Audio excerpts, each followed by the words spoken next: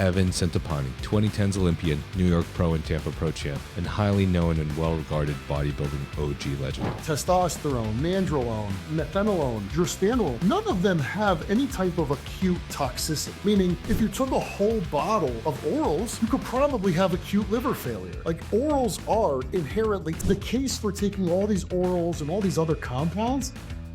There's guys in local shows and they're taking 6, 7 different compounds and they look like nothing. A lot of that shit is just not important. Once you realize that it's about intensity and pushing yourself outside of your comfort zone, back in the day, veterinary Winstrol was very common. Winthrop and Upjohn would come in 30 milliliter jugs. You know you have good Winstrol when it'll pass through a 27 or 28 gauge syringe. Because Winstrol is generally problematic because you don't need to get big. So one of the things he had asked, have you ever used testosterone suspension? At that point, the answer was never. I said, okay, I want to bring that in. We're going to do 100 milligrams of that 5 times a week before every workout. Now, that was in addition to a base of test anything, which was 500 a week. And I was unfamiliar with it. But I'm going to tell you right now, that shit may be one of the most important supplements, not just a bodybuilder, but any person. It's called Essential.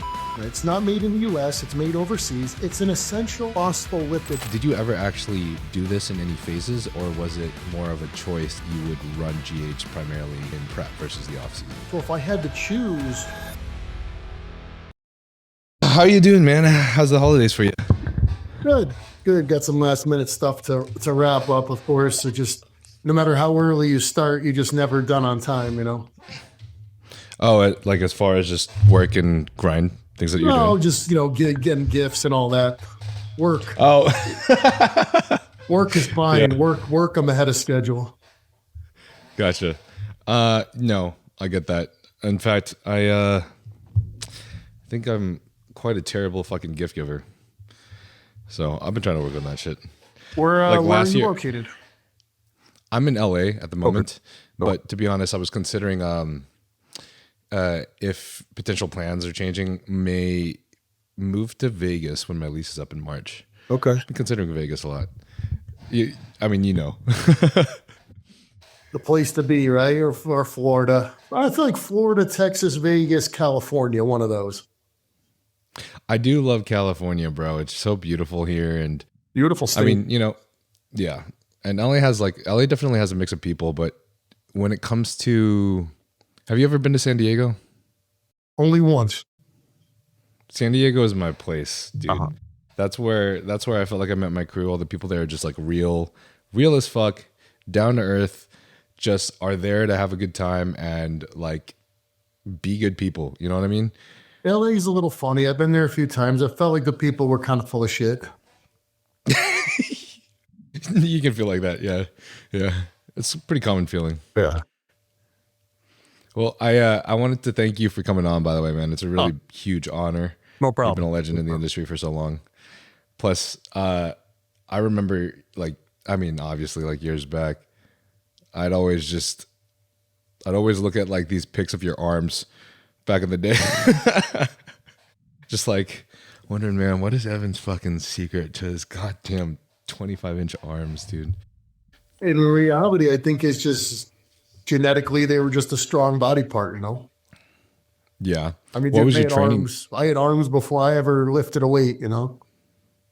What was your like training split like when you were, oh man, that's fucking tough for me because I'm assuming there's not any like particular point in your like journey where you're like, holy shit, my arms are growing a lot faster than usual.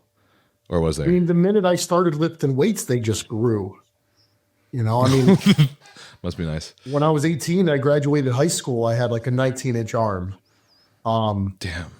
And then at my biggest, they were over 23 inches. Like legitimately. I know people throw around numbers, but they were legitimately over 23. I don't think anyone doubts that, bro. Especially in the picture I posted. So, okay. That's always been an interesting thing for me. I've been having fun analyzing and talking to some of my guests about which body parts they just have noticed have grown immensely and just which body parts just struggle. I was in Tokyo just recently with my friend Susie, and she has the biggest fucking calves in the world, right? And we're always just like, Susie, what do you do? And she's like, I haven't ever trained calves before. And we're like, oh, holy shit, that's cool. And she's like, yeah, my coach tells me to just lay off of calves altogether. In fact, even if I'm walking, maybe just try to just not use my calves at all. And we're like, what the fuck? Like, what do you do? And she's like, I'm Korean. Yeah, well, a lot of Asian people have great calves. In Koreans especially, I've noticed Korea seems to be a little bit of an outlier compared to like maybe people in Japan, because Koreans seem just taller, bigger. A lot of great Korean bodybuilders. Yeah, it's pretty nuts. I like their proportions as well, though. I mean, I'm a big fan of East Asian proportions in general. They always tend to have the smaller waists. I love these just fucking fat fucking legs, dude. But A lot of Asians too. They have that not bottom heavy, but they've got big legs. yeah, for sure. But I've noticed, maybe I'm just like fucking making assumptions and stuff, but I noticed my fellow Filipinos it tends to be easier for us to build our backs than Koreans versus our legs. Like the legs aren't normally as pronounced, and then you look at East Asians, their legs are just massive, and then they just have a hard time with their back for some reason. It's weird. And then those guys from the Middle East, they're just big all over. No, for real, bro. Seriously. He's like, I don't know how fucking, he's like 5 to 10 years younger than me, and I am like the biggest fan of Nihat. You know Nihat? Not He's familiar. I've probably seen photos and I'm just don't even realize it's him. Yeah. I'm sure you're familiar with him if you see the photo of him. Nihat's he's like the 22-year-old kid or something that is coached by Patrick Tor. People are saying like he's the next 212 Where's he guy, from? and he got I'm trying to remember where. I don't want to butcher this or sound like a dumbass, so I'm just not going to say anything. But he's European. Yeah, he's European. Yeah, he's I think freaking jacked. Yeah, he's massive, bro. Yeah, He's I know who you're bubbly as talking about. I think he got like 4th at Olympia in 212 or something this year. 22 years old, bro. Crazy. 22. I mean, like at 23, I was good, but I wasn't 4th place at the 212 Olympia good, or I mean, I hadn't even competed yet. It's crazy to see some of these guys, how good they are at such a young age. No, for real. Actually, that kind of brings me to I wanted to ask you, because, I've listened to a fuck ton of your podcasts, bro. You've been on so many different pods and stuff, and you guys are always discussing. I feel like we could all talk about this in bodybuilding for like fucking hours, but you guys are always talking about a different aspect, and I realized like I don't think I've really gotten to listen to any pods where I got to like deep dive into your life and your history very much. Plus, also, like there's been requests, and there was even this like comment on, I can't remember which pod, but literally like the most like comment on one of my most recent pods was just like straight up, you should get Evan Centopani on. And it was for some other guest, the most like comment was about having you on. Oh, and it was like basically that people are curious about how you were doing things back then, and they're in love with you and your like for your realness and transparency. And obviously this is for training, food, and drugs. So let's get into it. And something that I just wanted to share personally, though, that I really appreciated you said in the past was that as you got to know Boston Lloyd, you began to like him and realize that he was just a good kid, but that what he was claiming about all the top guys doing these crazy obscene doses was just not true, and not really doing the youth obviously any service, which now we know is obvious, and like 99% of my audience understands at this point. But I think that was just, I think that resonated with me most because my audience, especially because they've been listening to the podcast for so long, and a lot of them are, I would consider a little bit more, they would lean more logical than average. Most of them have like a very fair understanding of like what bodybuilding encompasses, like what's required for all of this. Right. And I feel like my podcast with Chris Tuttle was a really great one. Like that guy's open about everything, he'll give example dosages and everything. But the main point is like, the reason that these are important is because they also relate to how much you have to manage your recovery and your fatigue, Right. as well as your oxidative stress, all of these other factors, right? They're all in tandem. You're just blasting doses off your ass, your oxidative stress is going to go through the roof. And a lot of these things are obviously going to affect not just like your recovery, but like your gains in the long run anyways. Yep. So you're just really hurting your ass by doing so. You know, so with Boston, you know, I think he saw himself as someone who was a purveyor of truth.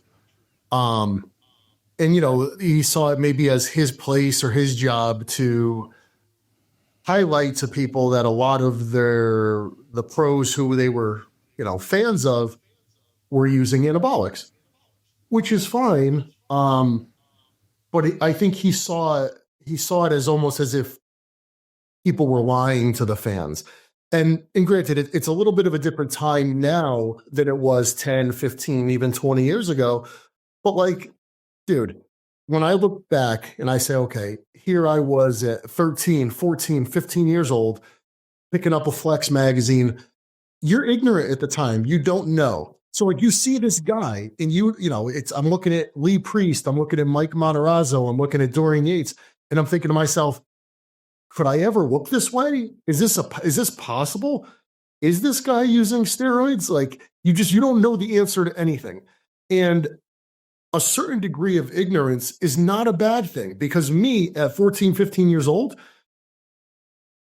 I put so much emphasis on being disciplined, on my training, on my nutrition, on trying to do everything perfectly, because steroids were just not even a part of the discussion yet. And that was a positive thing. That encouraged me to be as good as I could and to develop all those other areas, the training, the nutrition. And then, of course, dude, you reach a certain age, you're training in a gym, you meet some of the older guys, and you learn the deal. And at that point, you know, maybe you make that leap. But telling 15 or 16-year-old kids that essentially leading them to believe that the only way to accomplish anything is with not only with drugs, but with tons of drugs. I'm sorry, man, it's not the best message, and it's misleading, and it's just not helping anyone. If you see it as your job to help people, you don't have to lie to them. You could say, yeah, you know, anabolics are a part of professional or high level amateur bodybuilding, but they're not the foundation of it. You know, you've got to develop all these other aspects in order to be successful.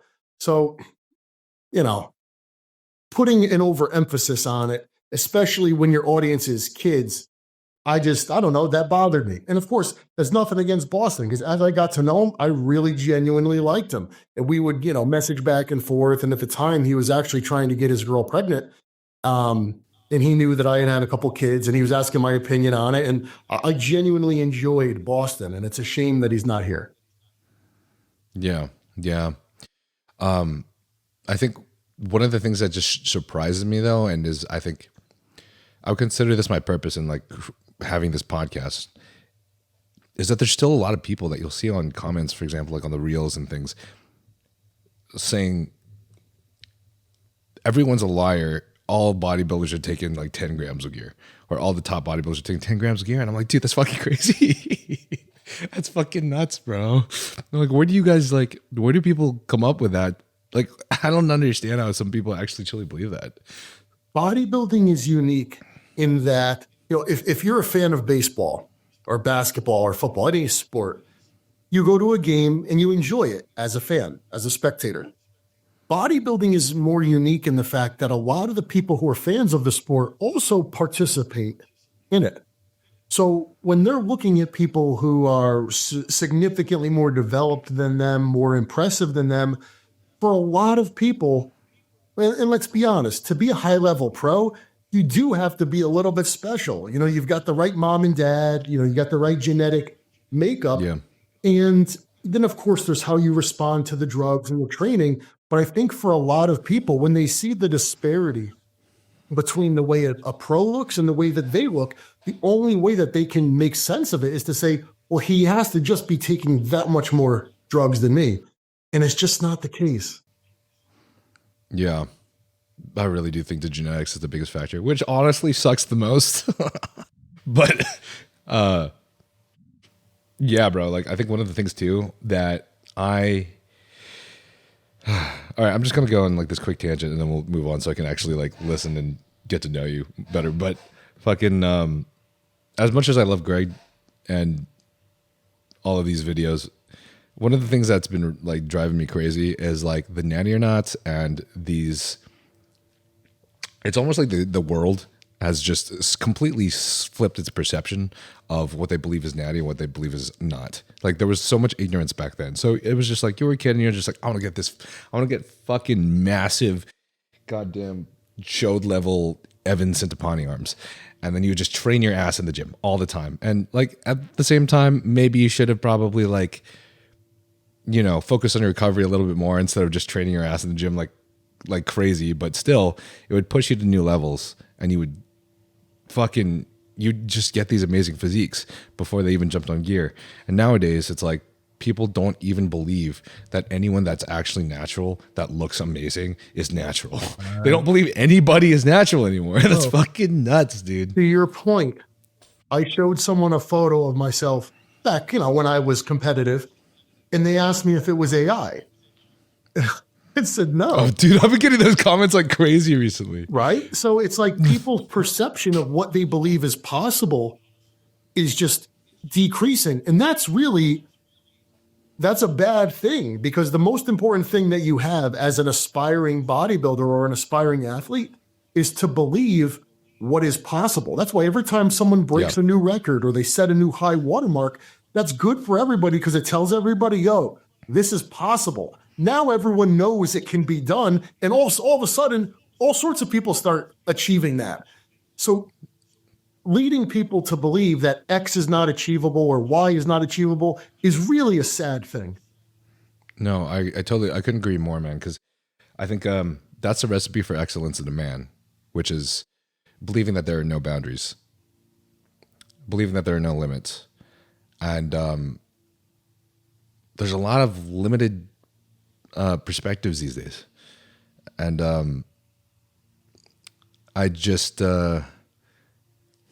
I mean, all I can say is I really hope the best. I really hope the best for them and they change the perspective, because I think there's been a lot of that, and there's been a lot of just what's the word? Freaking cynicism. It doesn't lead you down a good path. Doesn't move your life forward. Doesn't help you progress. Does the opposite. Look at, I'll use this example because it's close to me. My father is a machinist. He repairs heavy machinery. He is a machinist. And when you see the things that guys in the past had to do manually with no technology, it's astounding what they could do. As soon as that is lost, a new generation comes in and they don't even think it's possible to do those things without, a computerized or an automated machine.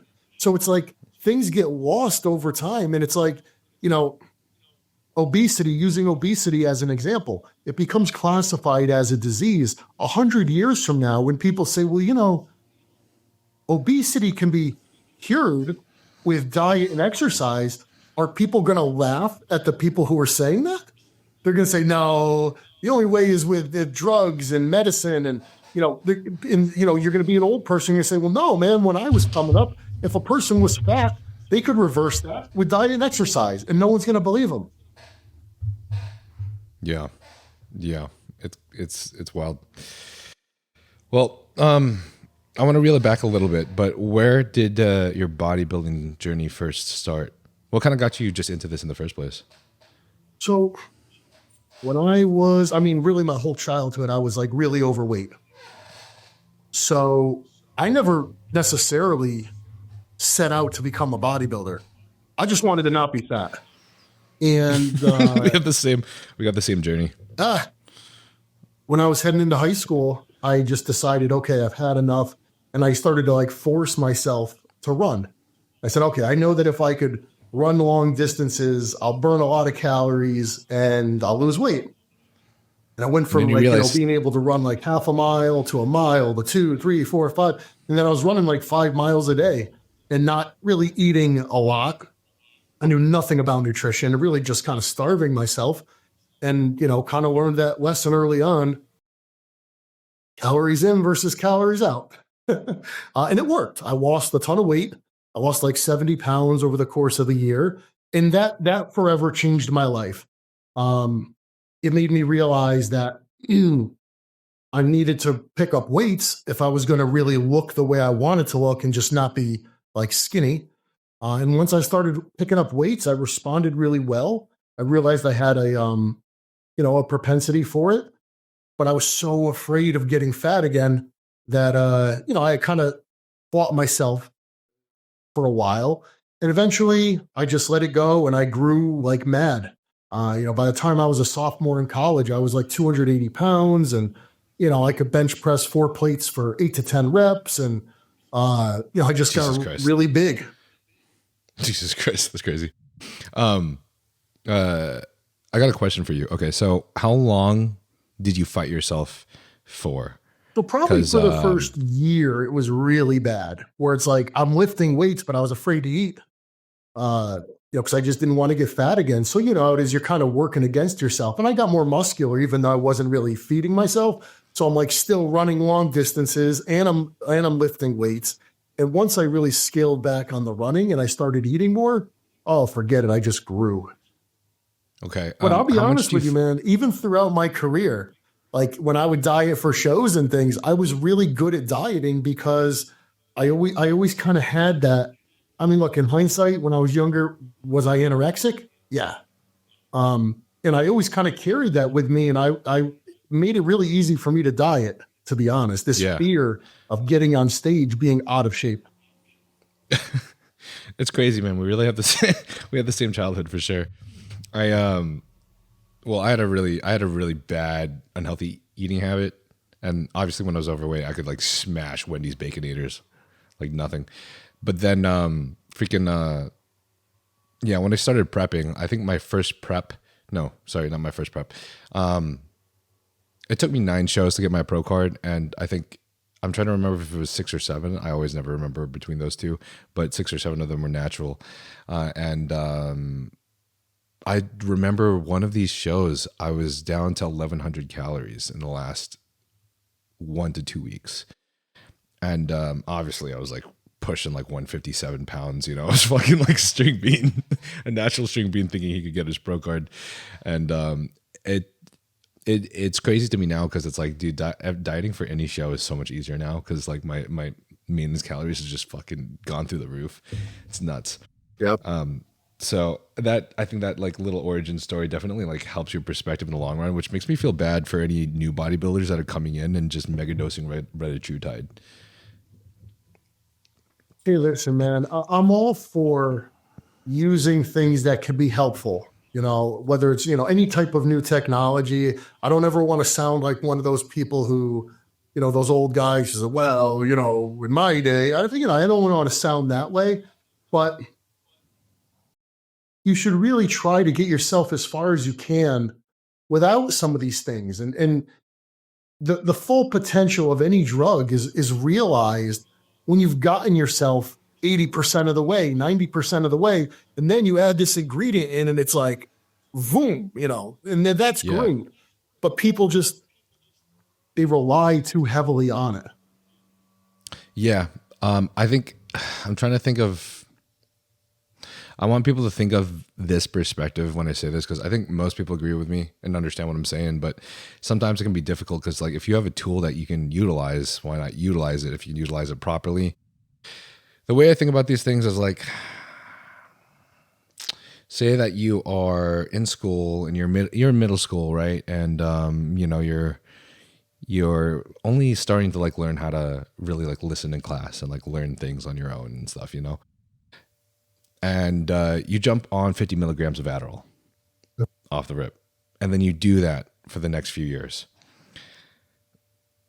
When you're off of that, say that you run out of that, or say that you can't afford it anymore, or say that it starts hurting you, because we know that a lot of these drugs, you'll run certain drugs for years and out of nowhere, it'll start fucking you, Happens with weed, happens with Adderall, happens with SSRIs, happens with so many different drugs. Even I think they were even, I'm sure there's some whatever, I'm not going to go into it, whatever.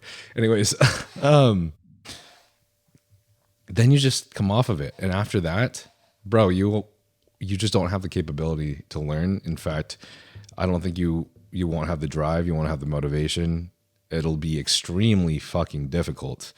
Like you've psychologically relied on something for so long that your brain just doesn't have the capacity to fire in the ways that it would have had you built up that in the first place over the course of those last few years. It's the same thing I think about muscle maturity. What's up? Calculator, right? Mm-hmm. Calculator is a great tool. You still have to know, though, how to add and subtract and do multiplication and division without a calculator. You know what I'm saying? It's like you can't just use it for everything. Yeah.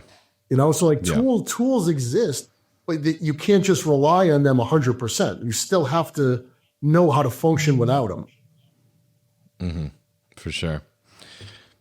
So when you did do that, when you had that like year when you were really fighting yourself, how much do you feel like that hurt you? Because I think there's a lot of us that have been there or maybe are still in that kind of like Perma-Cut state where you're like, damn, I'm still too fucking fat. And you're like lifting hard as fuck, but you're still never fueling yourself enough for like proper recovery because you're trying to get leaner. That was me for like, I swear to God, maybe like 6 years throughout my teenage years. And then before I went back to competing, I was doing social media where I was just trying to stay as lean as possible for 3 to 4 years just so I could build up something to make myself some money.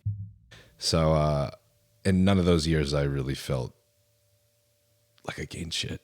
Yeah, I mean, one year, you know, it was a pretty crucial year, like age 15 to 16, which, you know, looking back is such a crucial developmental year.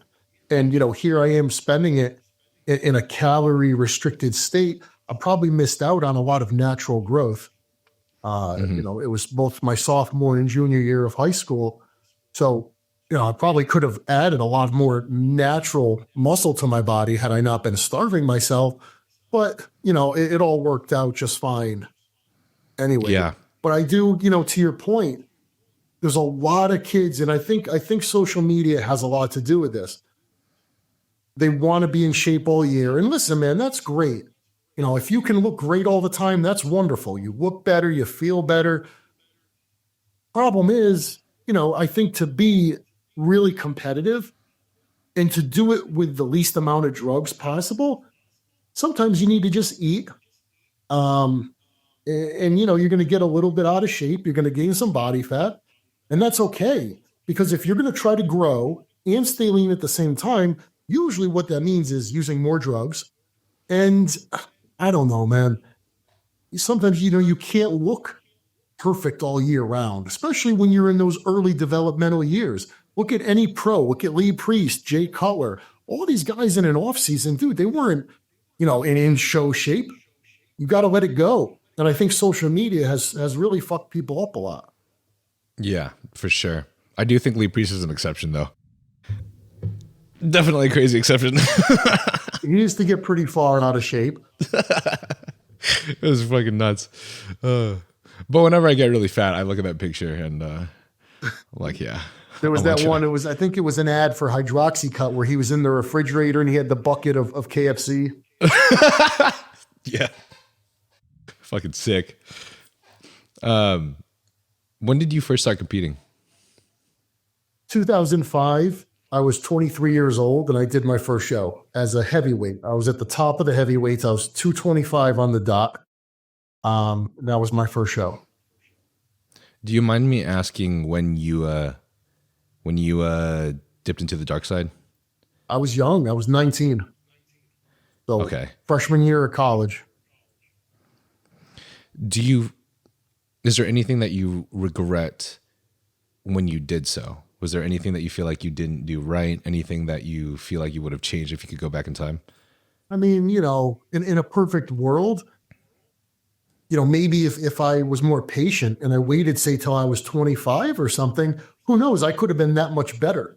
But in hindsight, I mean, I was a pro by age 25 and I was already, you know, had sponsorships and contracts and, you know, everything worked out pretty good. So it's hard for me to look back considering the amount of success I had and how fortunate I was for things to go so well and me say, wow, you know, da-da-da-da. But in a perfect world, if I was talking to a 19-year-old, I would encourage him to not. I would say, dude, just have some patience because, you know, you do have to keep in mind the odds of a person making a career out of bodybuilding and making money from it. It's very slim. Yep. And, you know, practically speaking, and like I was an exception, right? And I was lucky. Let's just chalk a lot of it up to luck. You know, whether it's the age you start or how extreme you go when you do start, what's the reason? You know, at least if you make a career out of it, I could say, all right, well, you know, you're getting paid for it. Not that makes it right, but some people, man, they're never going to be a pro. They're just going to jeopardize their health. And I just, you know, I can't really say it's worth it. And even if you are going to make money, is it worth it? So people would be well served to kind of just try to think rationally. But I get it. I was there, man. You get the bug, you get the itch, and it's hard to put it off. So I understand. Yeah. Yeah. No, it's hella hard. It's hella hard to resist the dark side, brother. Well, you know, in the beginning, and I had no clue what I was doing. There was a local bodybuilder, big dude, competitor. And he's like, no, all you need is some testosterone. And I did 500 mgs a week for 10 weeks, and I grew like mad. I mean, I put on like 25 pounds. My bench went through the roof. My squat, everything just exploded. And, you know, I came off. I had no clue what I was doing. You know, I just come off cold turkey and tried to hold on to as much as I could. And I think like a year later, I did it again. And the first probably 4 or 5 cycles I did, it was just testosterone. I just kept repeating 500 mgs a week. I would do 10 or 12 week cycles, and it just kept producing. I kept growing and getting bigger, bigger, bigger. Okay, wait. I got a question for you though. How much do you feel like you lost when you were off of 500 tests? Because you said you dropped cold turkey. Well, in the beginning, you know, first cycle, I gained 25 pounds. I came off. I probably kept 20 to almost 25 of those pounds. So first cycle was very permanent, at least in my experience.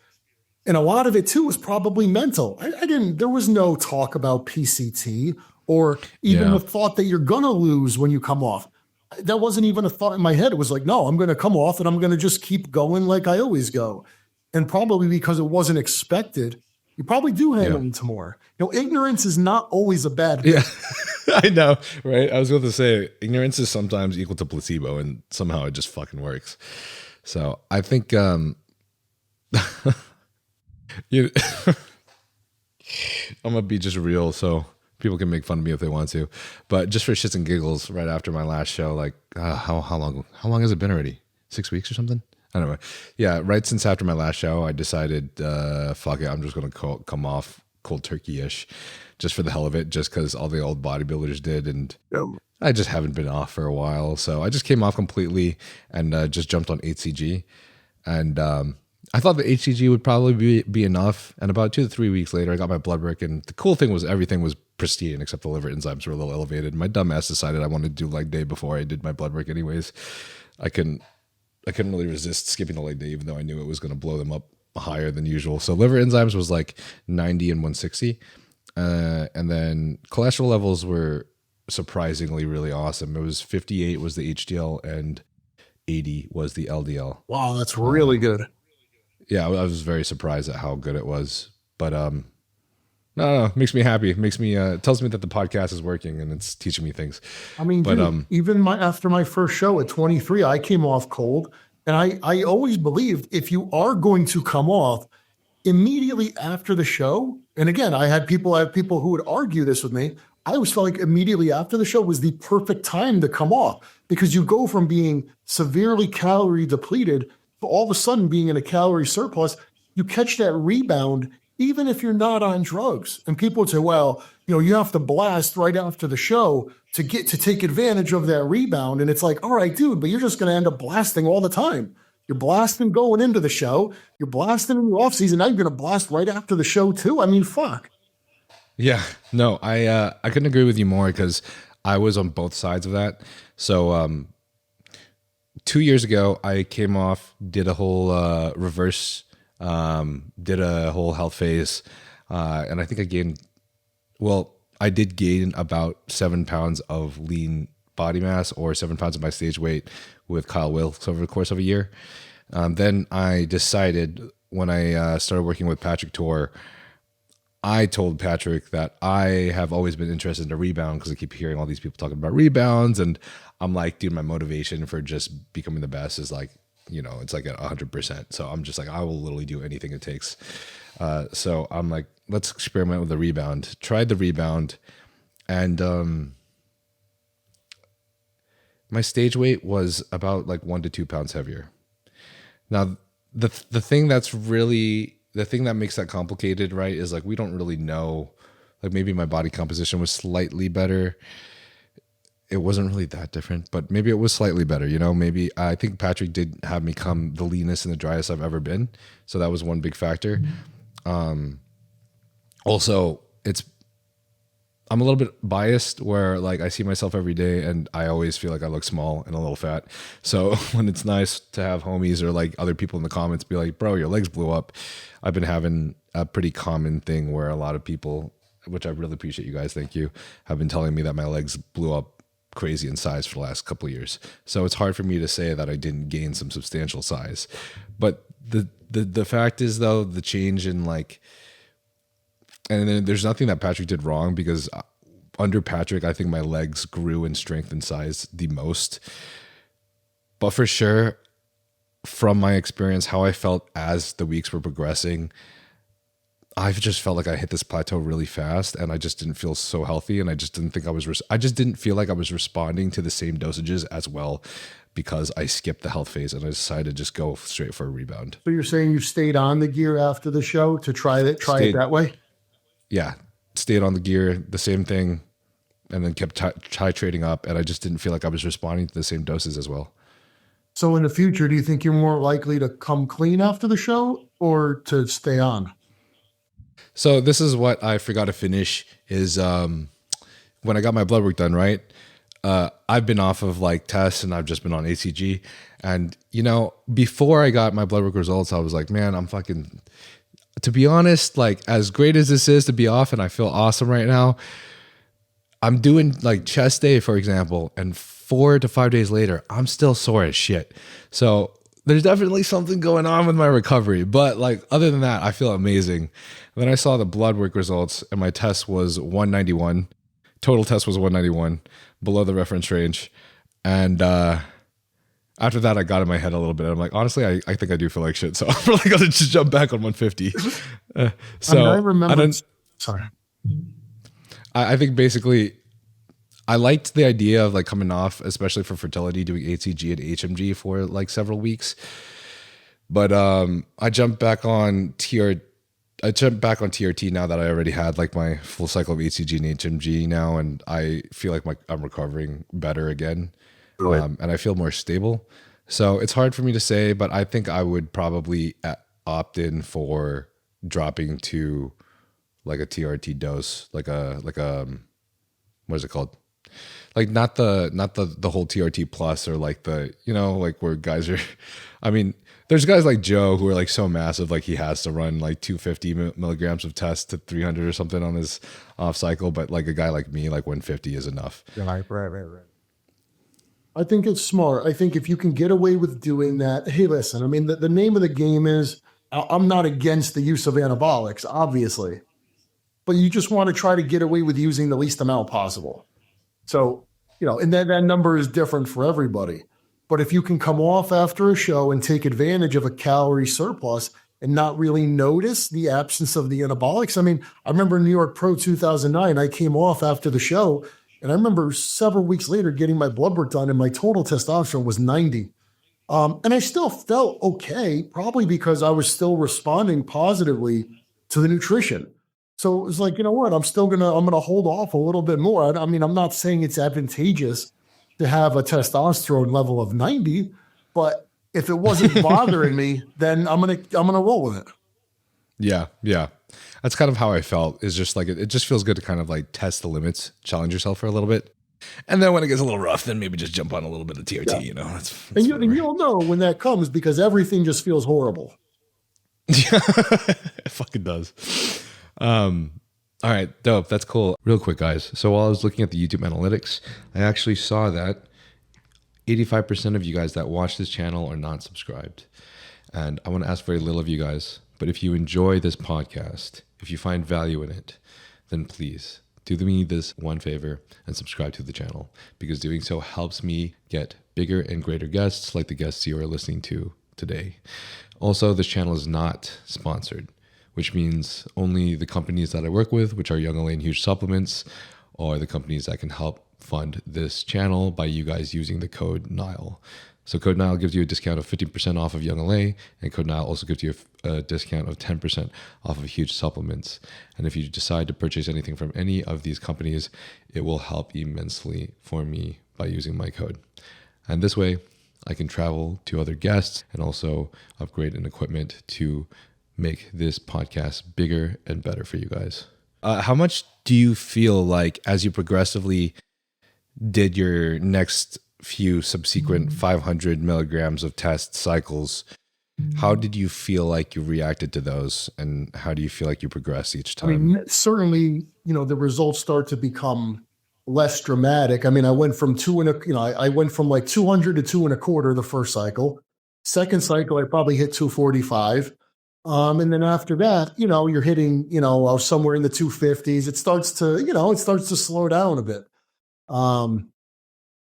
And then it was pretty early on. I was introduced to growth hormone. And at the time, it was all the genuine stuff, the Serostim. It was all overflow. I'm assuming from AIDS patients. And I remember doing my first cycle of that. I believe it was 3 boxes. And I think I was doing 4 IUs a day. And it really changed the way that I looked.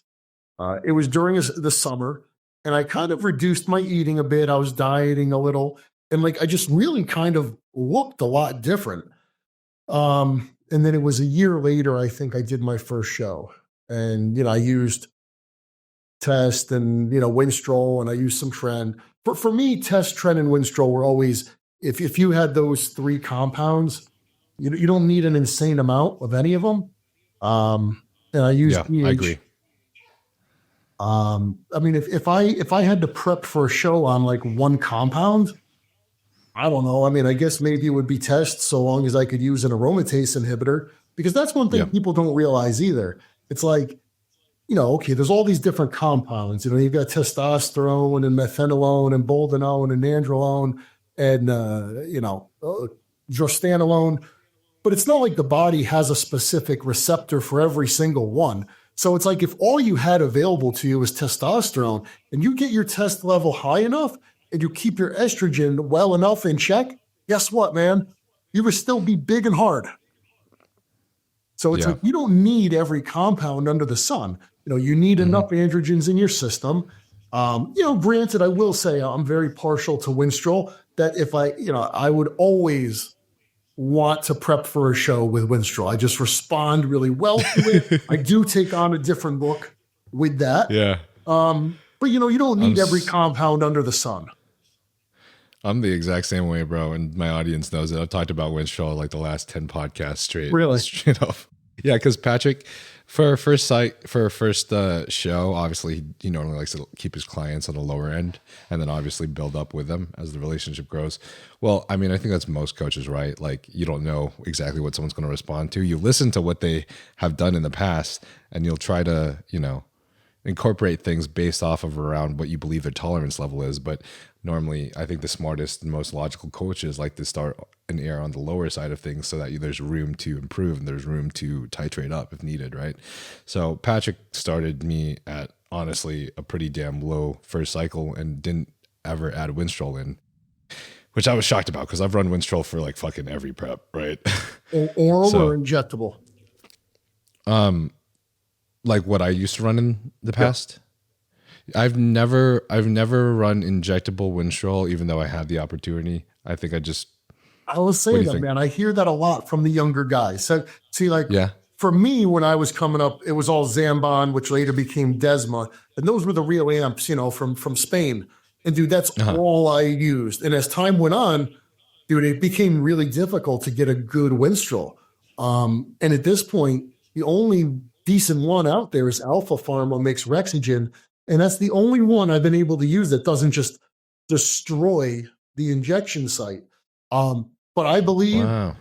dude, injectable, the difference between using injectable Winstrol versus oral, I mean, just to be able to bypass the stomach and, you know, even though you're using an injectable, it's still alkylated, so it's still going to put stress on your liver. But injecting it, it's a whole lot less stress than if you were taking it orally. And I don't know, dude, injectable Winstrol, for me, the difference between injectable and oral, it might as well be two different drugs. Damn, dude. Okay, bro, I think you speak some crazy wisdom because, I mean, obviously you do, but like even from my own experiences, I know. I've told this story once before in one of the previous podcasts. So I asked Patrick if I could experiment with Winstrol, right? Because our first show, great conditioning. Judges said the conditioning was amongst the best on stage, especially from the glutes and hamstrings and the back poses. But obviously I was lacking in size severely to everybody else. And then also, you know, the judges are going to be like, you look like you're not running as much gear as others, but your friends in the crowd will. So they told me. And so I told Patrick, I'm like, all right, so Winstrol gets me a specific look. I'm okay doing literally nothing else. I'm okay doing zero Tren. I even told Patrick that, and he was like, you know, we kind of like sorted out a middle ground. So we ended up doing 100 mgs of Tren and 150 DHB to compensate for the extra 50 mgs of Tren that I didn't want to run. The Winstrol always gives me the best look. So I added Winstrol at 37.5 milligrams for the first 3 weeks. Second show, the look was really great.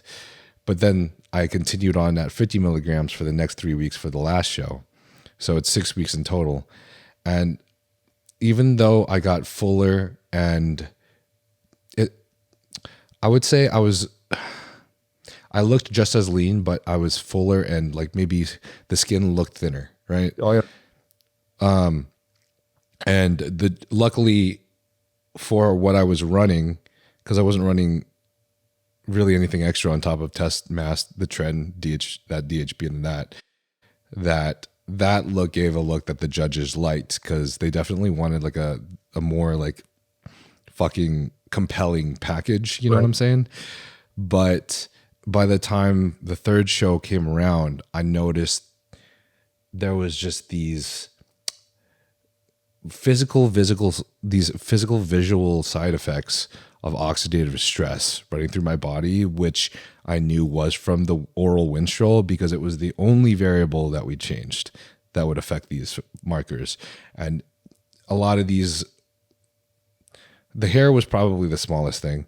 My skin didn't look nearly as good. So in the first show, I had people that don't even follow bodybuilding, like that would just see me in the gym and be like, wow, your skin looks amazing. Like, what do you do? And I'm like, I'm just Asian. And then they would like, you know, and this was like peak week before my show, which doesn't normally happen because people don't normally have the greatest skin peak week before their show. But then I was getting acne all over my chest and all over my back by the third show. And the thing that I noticed that was the worst of all is that even though I was running 1 to 2 milligrams of Retta throughout the last, I think 6 to 8 weeks, as recommended by Patrick for us to experiment with, I didn't have any GI issues from that. There was maybe the slightest slowing of digestion, but we were able to consume and digest all the protein required throughout the entire prep. But then for the last show, dude, my gut just got fucked, man. Orals the will Winstrol destroy your gastrointestinal tract, your gut health. Dude, I stopped using orals. Now, I had a connection where I would get 4 boxes of Serostim and a bottle of American Anavar. I'm not going to say the price, but it was really cheap. Those 10 milligram American Anavars were like gold, okay? I mean, 3 of those a day, and just the look that they would produce was wonderful. But as my career went on, couldn't use them, dude. I would get really bad reflux. So for me, somewhere around 2010 or so, I just stopped any oral use altogether. Damn. And with Winstrol, you know. Wait, this was even before, like, so you didn't even do any orals for your like Tampa, New York Pro wins or like your Olympia. New York Pro. Top 10 Olympia placings. Yep. So New York Pro, there was no oral. See, the dude I was working with at the time, he didn't even care about Tren. He's like, Tren, who cares? But he was very gung-ho on using a lot of test. It was his thought, like, if you use a lot of test and you keep estrogen low enough, all that matters. So, dude, like, I went into that show running a lot of test. Tren, I don't even know if I used it. If I did, it was like a bullshit amount. But Winstrol, I think I started it around like 8 weeks out, and it was like 50 milligrams 3 times a week, injectable. Then it grew to 4 times a week. And then somewhere around like 3 weeks out from the show, it was 50 milligrams injectable every day. And I think the last week or two, he wanted me to go up to 2 amps, which, you're talking 100 milligrams a day. That was a lot. I don't think there was any compelling reason for that.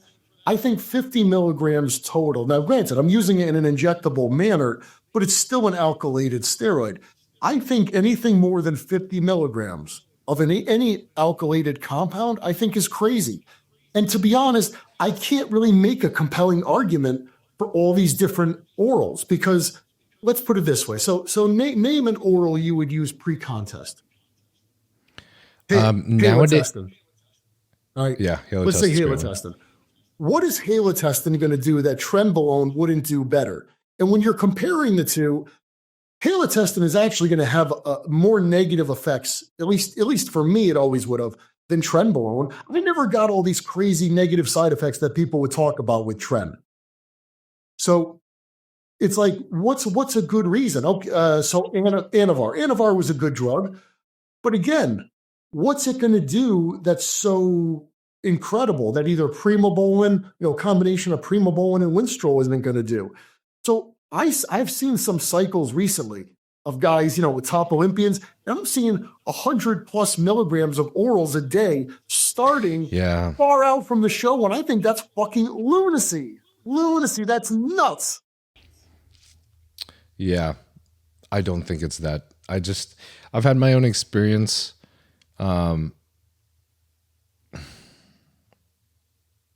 It's unnecessary. Yeah, fuck. It's hard for some competitors because they'll just listen to what their coaches say. And I think coaches are getting smarter and more logical nowadays. They're not taking Tren as high. They're not taking the orals as high. But there was definitely even just 2-3 years ago, even just 3 years ago, it was like a common thing that these guys would be ramming stacking all those orals, all of them. I'm going to tell you something, dude. I know who some of these people were coached by, and they weren't actual bodybuilders. They're guys who maybe did a show at some point, but they weren't real bodybuilders. And when you're just some guy sitting back in an armchair being like, yes, up it to 100 milligrams. Dude, you never lived it. You never really did it yourself. Who the fuck are you to say these things? So I think a lot of these people would sometimes speak from a lack of firsthand experience. Yeah, sure, they had experience with telling other people to do it. But, a lot of people that they were telling to do it had a lot of big problems or fucking died altogether. Yeah. I totally agree. And there's just this totally inflamed look that happens when you run those orals that high for that long. And the longer you run it, the more shows you do back to back, it just gets more and more inflamed. It's like fucking visual how bad your blood work is getting. I mean, dude, let's be honest. Your GI tract. Any injectable anabolic, well, not any, but most, right? Testosterone, nandrolone, methanolone, drostanolone, none of them have any type of acute toxicity. Meaning, you took a whole 10 ml bottle of testosterone right now, what would happen? I don't know, nothing really. I mean, maybe your blood pressure would increase. You definitely would retain some extra fluid and whatnot. But there's no actual acute toxicity. If you took a whole bottle of orals, you could probably have acute liver failure. Orals are inherently toxic. So when you're talking about orals versus injectable compounds, they're two very different things. Yes, you could go pretty high on doses with injectable compounds. Again, the exception being something like Winstrol, which is alkylated, whether it's, taken orally or injected. But with most injectables, again, something like testosterone, dude, you could take a fuck ton of testosterone and you'd be big and you'd be strong. And if your estrogen was well enough under control, you'd be really fucking hard too. So like the case for taking all these orals and all these other compounds, it's not really necessary. Especially if you train like really fucking hard and, you emphasize that aspect of things. All these drugs, I mean, look, there's guys in local shows and they're taking 6-7 different compounds and they look like nothing.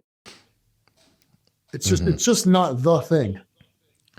There's a huge curve when it comes to how much you're increasing. And I think most people overshoot that curve by a large margin with how much orals they're adding on top, like just how many extra compounds. Like I've noticed for myself that like the look between my smallest cycle with Patrick versus like the cycles I've done like the year prior, it was like this much difference, but it was like twice as much in gear overall that I was running the previous year. Right. But then you like add like maybe just like, honestly, I would say 37.5 milligrams of Winstrol on top of Patrick's first cycle for me for just 4 weeks would be the perfect place. And you don't normally see that on plans these days. It's normally at least 50 milligrams of Winstrol for at least 5 weeks, and then add on top like 50 milligrams of Anavar. And then now people are adding and using Superdrol the last couple weeks or so before the show. There's just like a lot, honestly, that I think is not as necessary. It was commonplace when I was prepping. And again, I can't speak for everybody else, but for me, when I was using orals, like I said, 30 milligrams a day. And then when I would switch to something like Winstrol, which again, you're injecting at peak, it would be 50 a day. The time when I used 100 a day, I just don't think it was necessary. So when I hear guys taking 100 plus milligrams of orals, you're going to cause yourself more problems because, dude, all that food you're consuming has to go through your liver. Now you're taking all this oral shit that's stressing that organ, and your liver is your fat burning organ. It's just like, dude, you're placing too much of a demand on such a key organ. I had a lot of issues the last my 2 carb up days before my last show because of my GI distress. And I couldn't put down the food properly the first day. And you can like even see from the photos that, and I even compared photos and everything that my waist was bigger on the 3rd show versus the 1st and the 2nd show, which is fucking annoying. Cause I mean, obviously you have to eat those. You have to carb up. You have to eat the food for you to fill out before the show. The healthier you, granted, I understand bodybuilding is not a health contest, but the healthier you are, meaning the better all your organs are functioning, are you going to respond better and look better than someone who's for sure not as healthy? Yeah, of course you are, 100%. There's definitely a middle ground that's like, I hate using the fuck it. The word optimal has been thrown around a lot recently, but honestly, it is the most optimal, not to just drive the fucking gear up as high. But how hard is it these days, would you say, to find injectable orals like injectable Winstrol? Just asking for a friend. So, like I said, so back in the day, dude, veterinary Winstrol was very common. Winthrop and Upjohn, it would come in 30 milliliter jugs. And dude, you have good Winstrol when it'll pass through a 27 or 28 gauge syringe, because Winstrol is generally problematic because it's a suspension. And suspension causes a lot of pain and irritation at the injection site because whoever compounded it didn't know how to do it, so that you end up with really fine crystals. So when those crystals are really fine, it'll pass through a really small syringe, and you're probably going to have yourself a pain-free injection. If you're trying to inject Winstrol and you need to use a 23 gauge, you probably don't even need to bother injecting it to know it's going to hurt like hell. But all these, like I said, Upjohn, Winthrop, those companies went away. Even Ilium, they produced a product called Stanabolic that came from South America and Australia. That was a great product. And then once Zambon which later became Desma. Once that went away, dude, the only one I have found since is produced by Alpha Pharma, and the preparation is called Rexogin. And I have no affiliation with Alpha Pharma. I should probably be paid for saying it. But it's the only good preparation of Winstrol I have found in recent years. Okay. So to answer your question, it's not easy to find. And most coaches, because they know how scarce it is, they don't usually recommend it because they know 9 times out of 10, if somebody gets injectable Winstrol, it's not going to work out. Okay. Yeah, that makes sense. But if you could get good injectable Winstrol, I would opt for that 11 times out of 10 over oral. Yeah. From my experience, I am totally with you on that. I got to do some research now. Oh, shit. Now there's going to be a worldwide shortage of Rexogin. Good thing I stocked up a couple of years ago. Oh, God. Oh, yeah. You mentioned GH earlier. I'm trying to remember which podcast you mentioned this on, whether or not it was maybe Steve's. Vigor Steve is my father, by the way. But you mentioned at one point that did you ever actually do this in any phases, or was it more of a choice that you would run GH primarily in prep versus the off season? Well, if I had to choose where I believe it's more important, 100% pre-contest. But there were times I went back and forth. There were years where I ran it year round, and then there were also years where I didn't touch it until pre-contest. I mean, the year I was my absolute biggest and strongest, I was well over 300 pounds. That was just running test and DECA. I was doing 250 a test and 200 of DECA every other day. So some weeks that was 4 times a week. So that would be 1,000 a test and 800 a DECA. And then the following week, it'd be 750 a test and 600 a DECA. But it was just those 2 compounds. And I mean, I was big as all hell and strong and no growth hormone and no other compounds. Interesting. Do you know Joe Palacios? No. Okay. Joe, he became kind of a talk in the bodybuilding industry this last year because he went from not placing well at all the year before to like blowing up even more in size and placing second at the Texas Pro, I believe, this year. Second to Jordan Hutchinson. Okay. And Joe's been on freaking bro chat with Fuad and stuff for like the last 3 podcasts or so recently. So, which has been fucking hilarious. But Joe has blown up in the last 3 years, 3 to 5 years, like blown the fuck up. And the most interesting thing he told me on our podcast together was the biggest gains, the year he made the biggest gains, which was about 20 pounds. He did run insulin throughout that year, but he had run out of GH and couldn't get a hold of it again for almost the entire time. And so he just wasn't running GH the entire time. Yep. And it's just so interesting to hear because, like classic old school bodybuilding. Bro, what they say. Look at those dudes from the 90s. Dude, you couldn't sniff growth hormone back then. It was so stupid expensive. Dude, you don't need growth hormone to get big. If anything, I think sometimes the way it fucks with your insulin sensitivity, it almost messes things up. I've got to the point where in my off seasons, I felt like I grew better without it. Damn. Holy shit. This is the second person where I feel like this is... I was thinking about this because Chris Tuttle and I were kind of discussing this on our podcast together. And then Dom Superslice was also mentioning just how important he feels like it is to like come off growth hormone for some certain periods of time. And especially like maybe post contest. And I don't know, just like he has very strategic times when he likes to implement growth because of its, big impact on insulin sensitivity. And he really puts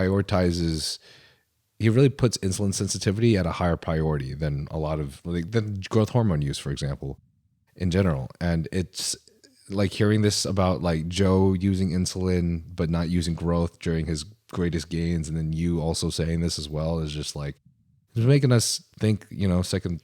It's making us think some shit. Dude, if you could only use growth hormone for a limited period of time and you had to choose when that was, I would tell you the 14 to 16 weeks leading up to a show is far more crucial than any other time. And I do believe 4 to 6 IUs is really the sweet spot. I used more one year and the look was not as good. Four of real stuff, Serostim, Sizin, Omnitrope, all that real shit. Dude, I'm sorry. 4 is like a great dose. You really shouldn't need, when people ask me what I think of a compound, they'll say, well, what do you think of this drug? Or what do you think of that drug? The first question I ask myself is, did Ronnie Coleman use this drug? Did Dorian Yates use this drug? Did Lee Haney? Did Arnold Schwarzenegger? And most of the time, the answer is no. And you're talking about the best bodybuilders in history. Again, I'm not saying not to take advantage of something that exists if it can be beneficial, but you're talking about certain things that are relatively new, and the best physiques in the world have been produced without them. So it should just give you an idea as to like the importance of them. I'm not saying not to use them, but I just don't think a lot of them are that important. Okay. What do you feel about what do you feel of people saying that Ronnie Coleman was using 2 bottles of Serostim a day? I don't even know. I mean, I heard the whole, Chad had him doing this and that, and I don't know. I mean, I will say, I'll tell you what I do know. Go dig up a picture of Ronnie Coleman in college. Yeah, I was thinking the same thing before you even said that. He was a fucking freakazoid of a human being. Mm-hmm. So when you look at Ronnie Coleman natural, does it mean that Ronnie had to use insane amounts of drugs to become Ronnie? I kind of don't think so. That being said, I'm sure Ronnie was taking, a robust dose of all sorts of things. But when I've heard the crazy stuff too. Let's put it this way. Do you remember do you know who GH15 is? Yeah, the boards, the message boards. Wow, the guy how old are you? No, I'm not old. I don't know any of this shit. I just have been told about this shit. You've heard about it. Okay, you didn't live through it. Yeah, I didn't live through it. So GH15, one year I was getting ready for, it might have been when I was getting ready for New York Pro or an Arnold, and some pics surfaced, and GH15 wrote the list of what I was using, right? Oh, Dude, yeah. It was fucking absurd. Like I was using like aldactone at like 4 weeks out and like all these diuretics. And it was like the most preposterous list of bullshit. So listen, as somebody who's been a party to some of the nonsense, when I hear Ronnie was doing this or that, it's like, I don't know, man. I heard I was using this, and this too. So kind of got to take some of it with a grain of salt. Oh, that's hilarious. Oh my God, dude. It's crazy that still happens today. Still. Yeah, it's a good point. Honestly, when people are like discussing anytime anyone brings up like Ronnie Coleman or Lee Priest, I'm just like, I'm throwing it out the window.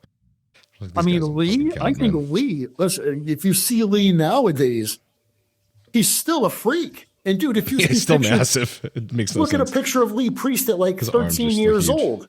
That dude was made for bodybuilding. Yeah. He was born for bodybuilding. And the reality is there's guys out there like him, Ronnie or whatever. So, did they look the way they looked because they used that much more drugs? Listen, I'm not saying these guys didn't use, beefy doses of whatever, although Lee, I think, was very conservative. So yeah, you don't know what to believe. Yeah, I mean, on top of Lee having crazy genetics, I also think that when you're, no hate to being short, because I am very fucking short myself, but I mean, when you're like 5'4", it's just, you're not going to need as much as someone who's 6'4". You just don't. In fact, even when it comes to like, even some doses and sometimes like doses and calories of food, like I'll hang out with my freaking 6'1" to 6'4" friends and they're eating and doing double that I'm doing always, of like anything, like not even bodybuilding, not even steroids, you know? Exactly. So, also like Ronnie Coleman's like in his early career, Ronnie Coleman's like physique with his smallest waist, that was probably one of my favorite physiques of all time. Ronnie, Fucking insane, dude. Through and through, Ronnie Coleman is a fucking specimen, dude. His waist was so normal. fucking tiny too. Oh, it was crazy. Have you heard of John Meadows doing like the I don't know if it was 1 or 2 bottles of Serostim, like just once right before he goes on goes on stage instead of like doing his whole carb up situation. John was somebody who I knew pretty well. I stayed at his house before he stayed at mine. John was, he wasn't afraid to use stuff, but he was on the whole fairly conservative, placed a massive emphasis on training. But if you told me he decided, okay, to use 1 full vial prior to going on stage or whatever, yeah, but potentially not outside the realm of possibility. Mm-hmm. I'm just curious because my friend Mike from APR Solutions, shout out to you, Mike. He owns APR Solutions, like the peptide company, but we were both at the same show, my last show, and he was competing and decided to try it out himself. And he was like, bro, it fucking worked. Like instead of doing a whole carb up, like he feels like he spills over too easily when he's trying to like aim for the right amount of food to carb up, but then just doing the like what bottle of Serostim instead of like the carb up. Like you're off of GH, no GH, and then suddenly you do like a bottle of Serostim, and he's like, "Yeah, I was just literally full, but stayed dry." I don't discount it. Yeah, sure. That sounds crazy. I would think that my one concern would be, my concern would be like the freaking carpal tunnel and like the numbness, like the shit I would fucking feel from like an instant sudden surge of a bottle of Serostim I've never taken in my life, but. At the same time, I hear most people only have those problems in the off season. Yeah, I mean, when they're like gaining that much weight anyways. Even drugs that are traditionally considered highly fluid retentive or even estrogenic, when you're in really good shape and your body fat is really low, you could use a lot of that stuff and not get, soft or watery from it. In fact, I mean, listen, it was always very commonplace. Guys would use Anadrol going into shows. I could never do it. I remember a time, a buddy of mine, he had a prescription Anadrol, and he's like, dude, take these. And I remember I was in an off season and I was on like day 5 of taking 1 a day. And like, I couldn't even look at food. I'm like, dude, I feel so fucking sick to my stomach. Although it's a shame because, dude, I could literally feel myself getting stronger by the day and see myself growing. Even just after a few days, but I had to just like, dude, I can't tolerate this shit. But a lot of guys would use Anadrol heading into a show, even test suspension, drugs that people would generally view as being, for powerlifting or for off season or things. And if you're in good shape, and again, growth hormone being one of them, the amount of growth hormone you can handle when you're in shape and your calories are reduced and, your estrogen is low, compared to what you could handle in an off season, 2 very, very different things. Gotcha. Interesting. There's a lot to think about since I haven't heard this in a while, but Dom Super Slice brought it back about the whole like 2 days on, 1 day off of growth hormone type cycling situation, partly for insulin sensitivity. And it, I don't know. It makes you want to like rethink strategies of how much you really want to implement it, because I think it's still freaking standard right now that everyone just runs growth hormone year round. Oh, so that's what it is now. Everybody uses it year round. Yeah, most people will just continue to use growth hormone. Some people even say that they'll sometimes keep it in when they're in their health phase, just to like help keep body fat low. All right. And maybe recovery or whatever. I like the idea of keeping off growth hormone when I can. I just like the idea of coming off of anything when I can. Yeah. Just because I've been addicted to substances in the past. Like I've been addicted to creative and all these other things. And also like, I just know I'm very sensitive to substances in general. So like I can feel when I'm like doing caffeine at high dosages every single day, or I'm doing like some of my nootropics like alpha GPC. Well, not alpha GPC, sorry. That one's every day. Like Alpha Brain or Neopep or any of these every day. It just does not work as well anymore. But if I save it for like podcast days, for example, I'm fucking running and it's awesome. Yeah, dude. So it's like, I try to tell people, even like the concept of a pre-workout, like people don't realize it, but that's kind of new. I mean, you go back and like I was in high school and like Ultimate Orange kind of came on the market and like, okay, that was, I guess, kind of really one of the first pre-workouts, but like it wasn't standard to like use a pre-workout. Like now it's like everybody just takes a pre-workout. It's what you do. Mm-hmm. I tell people, look, man, if you need a stimulant-based pre-workout for every workout, something's wrong. Like, why don't you save it for like leg day or back day? You know, use it a couple times a week if you need it. Say, all right, man, I didn't get enough sleep. I'm tired. I'm dragging ass, whatever. Sure. But to just take it every day? I mean, look, dude, you're talking to somebody who doesn't even drink coffee. Even like all the nootropics you named off, I don't even know what those are. So like, there's a lot of things now. And it just becomes like, look, dude, all the supplements that you have available that you could use, all the anabolics that you have available that you could use, all the peptides, all the nootropics, and you have to reach a point where you make a decision, okay, what is the most important shit to take? Because otherwise, you could just take everything under the sun. Yeah, for sure. How do you feel like, I don't know if you remember this or if you know this, but what do you feel or know that your fellow competitors were taking back when you were competing in regards to their GH intake? I mean, most of the guys that I was close with, like personally, I would actually trust, you know, like doses if they told me, none of us were using over 6 or 8. 8 was like a lot of growth hormone. Keep in mind too, you know, Serostim wasn't particularly cheap.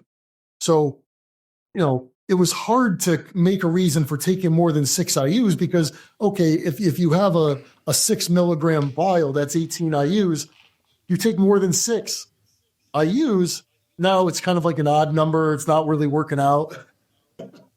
You know, so it's like, I want to take 6 a day because that fits cleanly into the 18.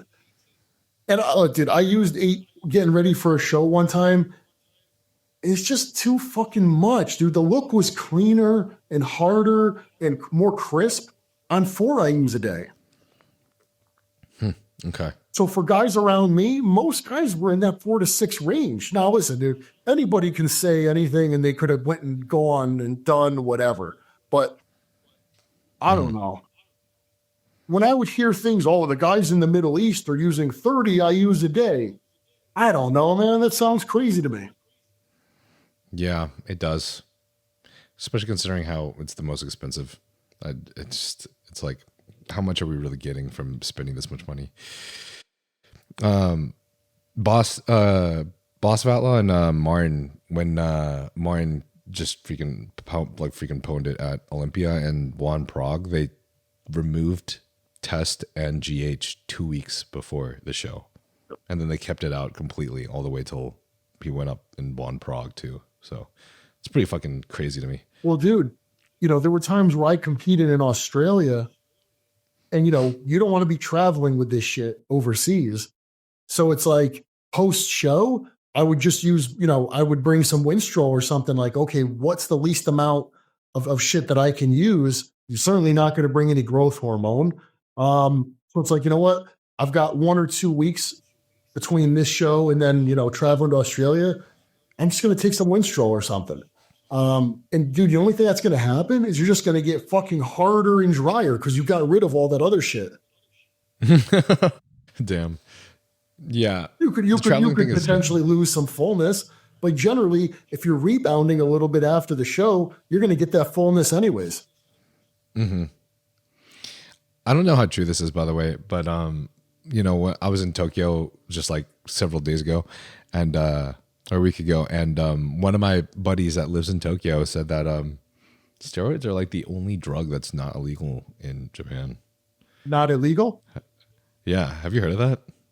Meaning, wait, it's not legal or not illegal? It's not illegal. Huh. Like, it's like, yeah, like I was shocked because, obviously everyone's asking me like, dude, like Japan's the most strict. Like, what can you bring? Like, I'm getting a bunch of DMs from people asking me if like how strict they are with testosterone. I never would have thought that. I obviously just brought my prescription testosterone with me just in case, because like my prescribed from TRT, and I'm pretty sure that wouldn't be a problem anyways, because I think anything that's in a prescription with your prescription label is fine anyways.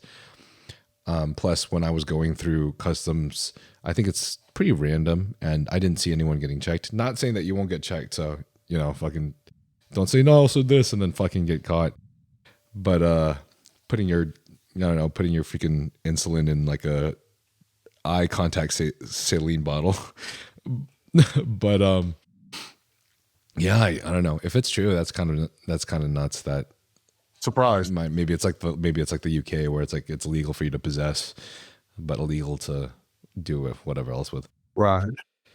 But anyways, I forgot what I was going to ask, but I did want to ask, how did it feel when you finally won your pro card? It was pretty exciting. I mean, listen, it happened really quickly for me. I did my first show in 2005. It was just, a regional show. I qualified for nationals. I did the junior nationals and then the nationals the following year. I won the junior nationals and I took runner-up at nationals to the guy who ended up winning the overall. And then I came back the next year and I won the overall. So within 2 years, I was a pro. It was pretty amazing. The most amazing win, though, was winning New York because, like I just said, I had that quick rise. And there were a lot of people who just wrote me off as like, oh, he's a fluke. And, once he gets to New York, he's going to be competing against Dennis James and Marcus Rule. And at the time, even Hidetari Yamagishi and Silvio Samuel, they were all really good competitors. And they're like, he's going to get his ass kicked in New York. And then, like, New York, man, it was a really hard prep. I started training with this, I don't know if you know who Oscar Ardon is. He trained Kai Green early on, and he was a brutal trainer, dude. Like I would drive down to his gym in Brooklyn. He would beat the living fuck out of me. And then I would drive 3 hours back home in traffic. And I did that like 4 or 5 days every week. So, dude, it was a really stressful, strenuous prep. And I felt like all my credibility and my reputation and everything, my whole career was like on the line. So when I won that night, dude, that was like the whole weight of the world had been lifted off my shoulders. And I felt like, okay, I actually proved myself. I'm somebody. I'm not a fucking one-hit wonder or a paper champion. And that was like the greatest thing ever. Wow. That's crazy that people would even write you off. Oh, that's kind of nuts. Back when it was the forums and stuff, I was always pretty lucky. People were cool with me. People didn't really fuck with me too much. But, you had people who would talk shit, and rightfully so to some extent, right? You got these guys, Dennis James, Marcus Rule. I mean, they're, long-time, well-established bodybuilding champions. These guys are legends. So, it's cool. I could take the criticism. But then you start to question yourself. You're like, man, like, I don't even know if I'm any good, but I guess we're about to find out. Right. Dude, I always, I just expect the lowest whenever I go into a show, just have fun and do the best I possibly can. But there's just no point in expecting what the judges' opinions are going to be and how they rate you. You're competing against guys who, you don't know what they're doing and you can't control any of that. So anybody listening, I would encourage people to get involved in competitive bodybuilding because it's something you genuinely want to do. Don't do it because of social media or because you want to win some title. Bodybuilding as an endeavor can be a lot of different things. It could be something you just do recreationally because you enjoy it, and that's fine. It could be something you do competitively because, you really want to test yourself. That's cool too. And it could be something you do as a career. But for whatever reason you decide to do it, I would hope it's something that you genuinely enjoy, because if that's the case, then you kind of can't go wrong. Yeah, I could agree. I had this conversation with Fuad, kind of going back to what we were discussing regarding starting PEDs at a younger age, and we kind of agreed that like if we're being completely real and transparent, the fact is if you do want to be the greatest bodybuilder and you want to achieve all of these amazing things at a young age, and you know that you have the genetics to be at the top, it makes sense to start when you're young. It does. There's a lot of guys that have been fucking accomplishing some insane things at a young age. Chris Bumstead, probably one of them. Nihat's another kid that's just doing amazing. But the thing, the disclaimer to that is like, what level of percentage is that of the total population, right? And like another thing, 5 people. Another thing to consider, if you're looking at all of it practically, and you're not always going to look at things practically, because bodybuilding for a lot of us is a passion. It's an obsession. It's something we're just fucking nuts about. So it is what it is.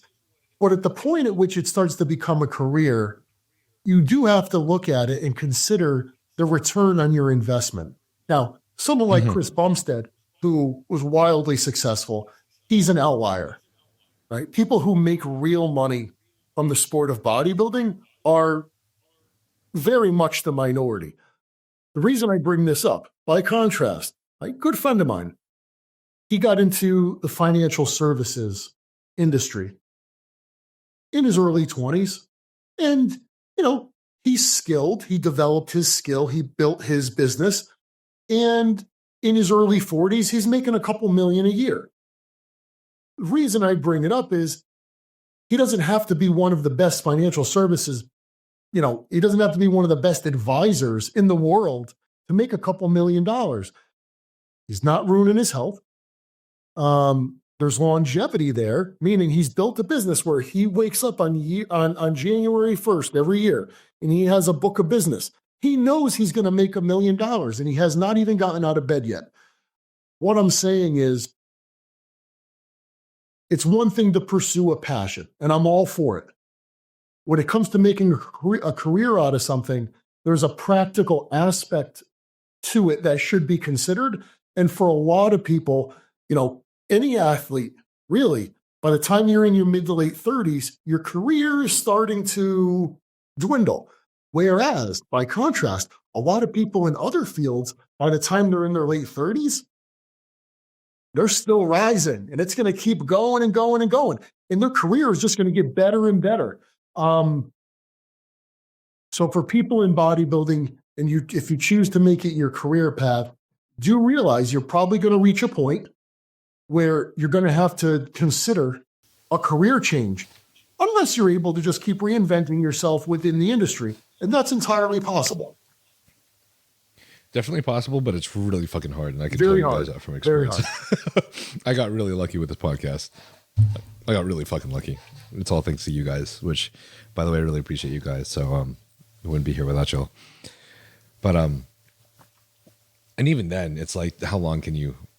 Even then, in my head, I'm like, I got this imposter syndrome, and I'm like, how long can I like actually keep up this podcast and continue to make a living for my family? Like it's been 3 years now, which has been amazing. But like, can I how long do I have left to live? Can I do this for another 20 to 30 years? Right. I feel like I'm gonna have to switch, figure something else out. Start a gym. Just follow Jay Cutler's blueprint somehow, as if I could be. I mean, listen, hopefully everyone is able to follow a career path that is a blend of something they're both passionate about and something where they can produce, a good amount of income and they can live the life they want to live. And hopefully everybody achieves that. Yeah, totally agree. When you were, maybe this would make more sense.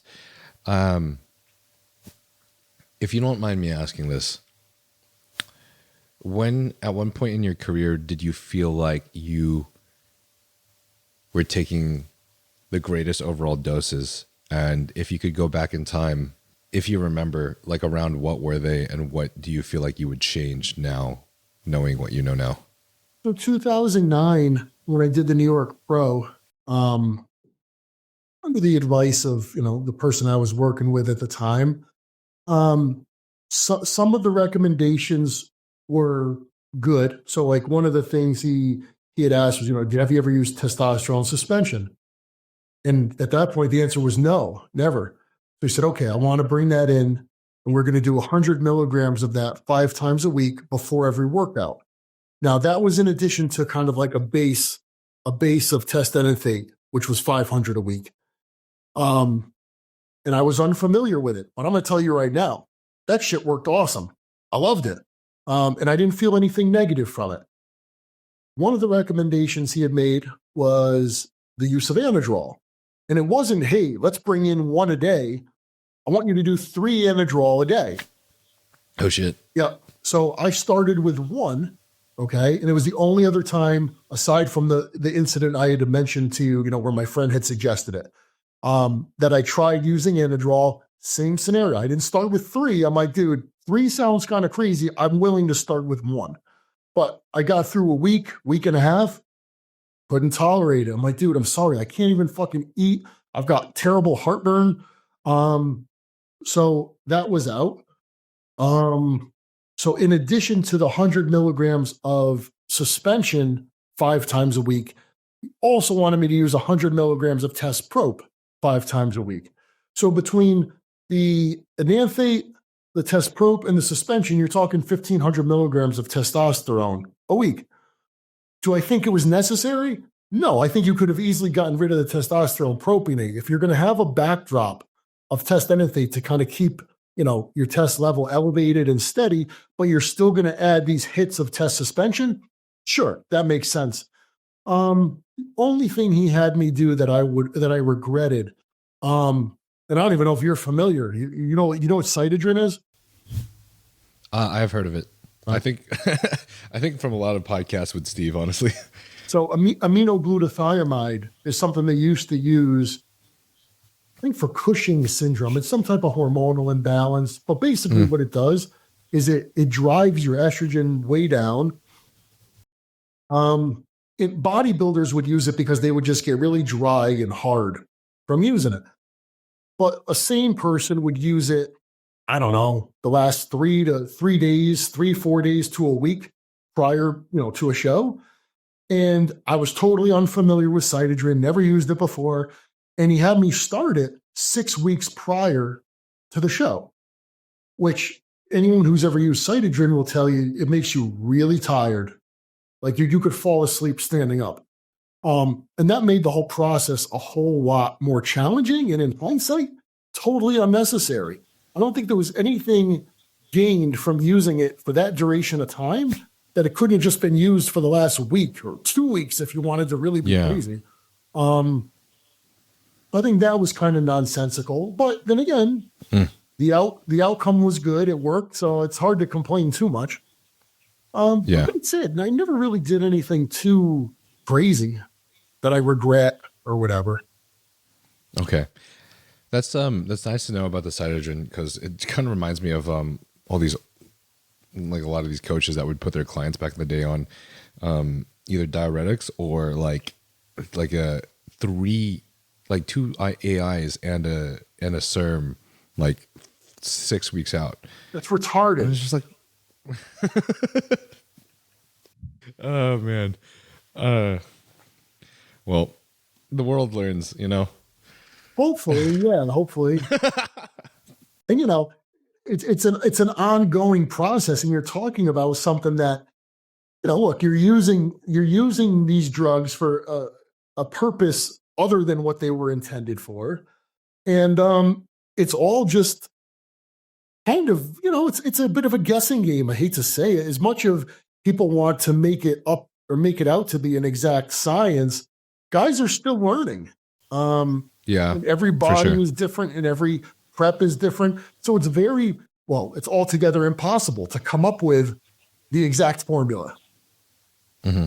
It's interesting for me to see that even like a lot of the best coaches in the world are still learning and slightly changing and adapting their things. Like, I think it was a common thing for a lot of these well-known coaches, like name, to have their clients be doing GH like take an injection of GH 3 times a day, right? Like say fast in the morning, before bed, and then post workout maybe, or doing a combination of those, switching it up sometimes. But it just seemed like to be a common practice.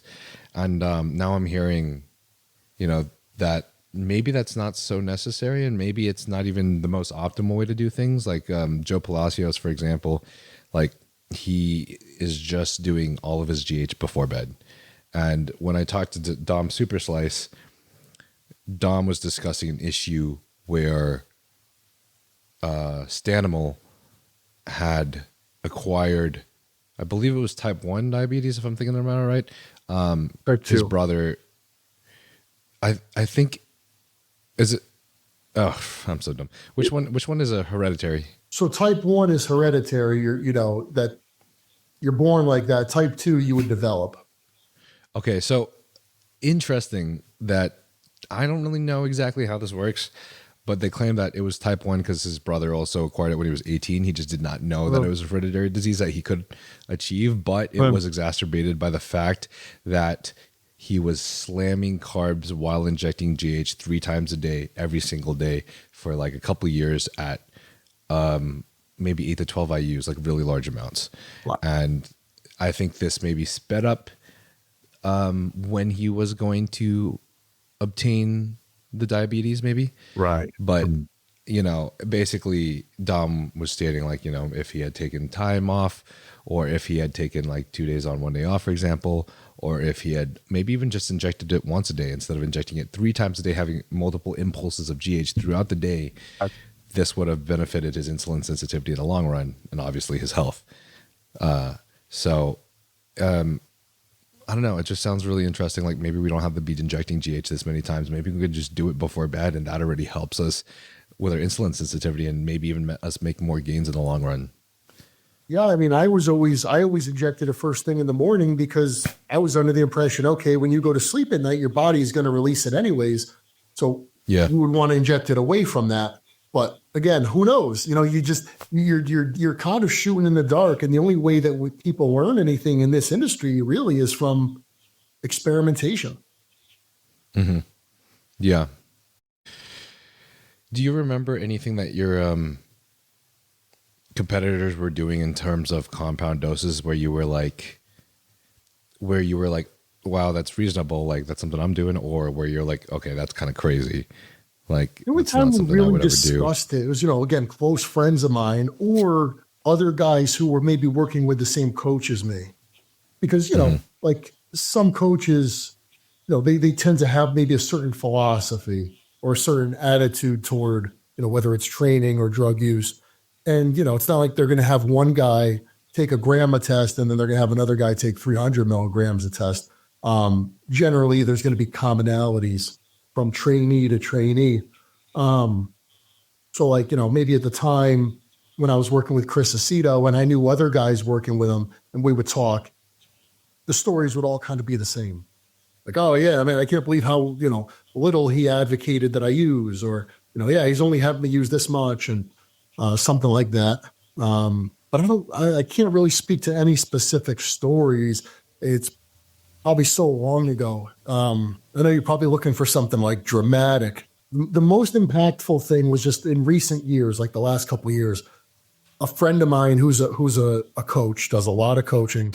Someone had come to him who was working with another well-known coach, and he showed me the drug protocol, and I was just blown away. And again, it was mainly because of the near abuse of oral compounds and how early in the prep it began, which was to me just mind-boggling. Mm-hmm. Talking to 8-10 weeks out using, 100 milligrams of some type of oral a day. I'm sorry. And if you're a coach and you're recommending that to people and you're listening to this, I'm going to tell you right now, you're a fucking retard. Damn.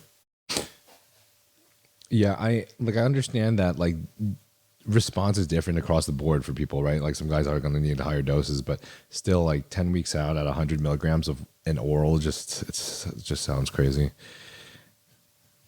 Honestly, I think it's downright wrong. I mean, like listen, I guess you could argue that any coach is jeopardizing the health of his client by recommending, any competitive bodybuilding dose. But some of these things are just so far outside the realm that I'm sorry, it's just downright dangerous and abusive.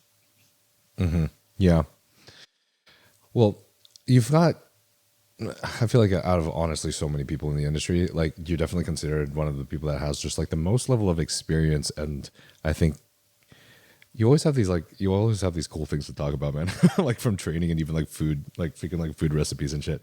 So I guess when it comes to health markers and longevity as a bodybuilder, living a long life, from all these last few years, whether it was in competing or even out of competing, what would you say are maybe the top 5 things that you feel like are most important, whether it's look at activity or some aspect of nutrition or even supplementation for keeping our oxidative stress low and basically living as long as possible as a bodybuilder?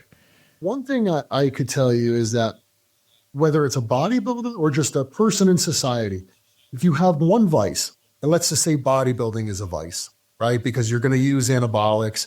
And how bad are anabolics? I don't know, but pretty much no one is going to argue the idea that the abuse of them is probably not going to add to our health. How much is it going to negatively affect our health? Don't know, but we know it's not going to bolster our health. Yeah. So the thing I've noticed among bodybuilders is a lot of them, they don't just do anabolics. A lot of them, they like to party. So they're using recreational drugs too. Then they take a pill to sleep. Then they take a fucking pill to wake up. And they have they have multiple vices. That's a problem. Can you get away with having one vice if you do everything else in the most healthy manner possible? I think maybe, okay? If you look at someone who smokes, now I think smoking is like a horrible thing, right? We know this. Smoking cigarettes, very bad. But if someone smokes cigarettes and the rest of their life is perfect, they do cardio every day, they eat a perfect diet, they're not sedentary at work, are they going to have is there a chance that smoking will not affect them? The likelihood of it negatively affecting them is less than it would be for somebody who doesn't just do that one bad thing. Yeah, definitely.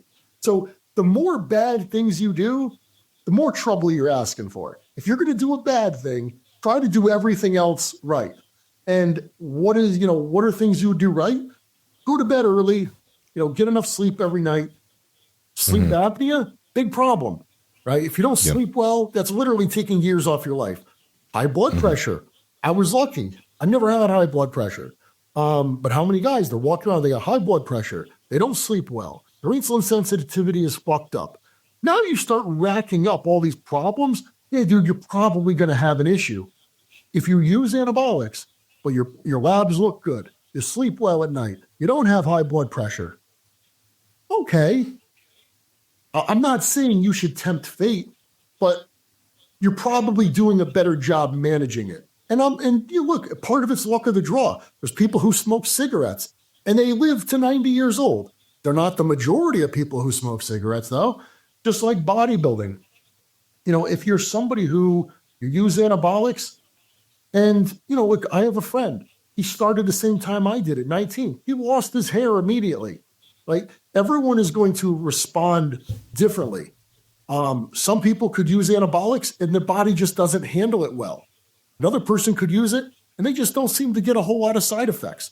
Which one are you going to be? Who the fuck knows? So if you're going to do something bad, one bad thing, try to do 10 good things and not any more bad things. Yeah. It's a great point.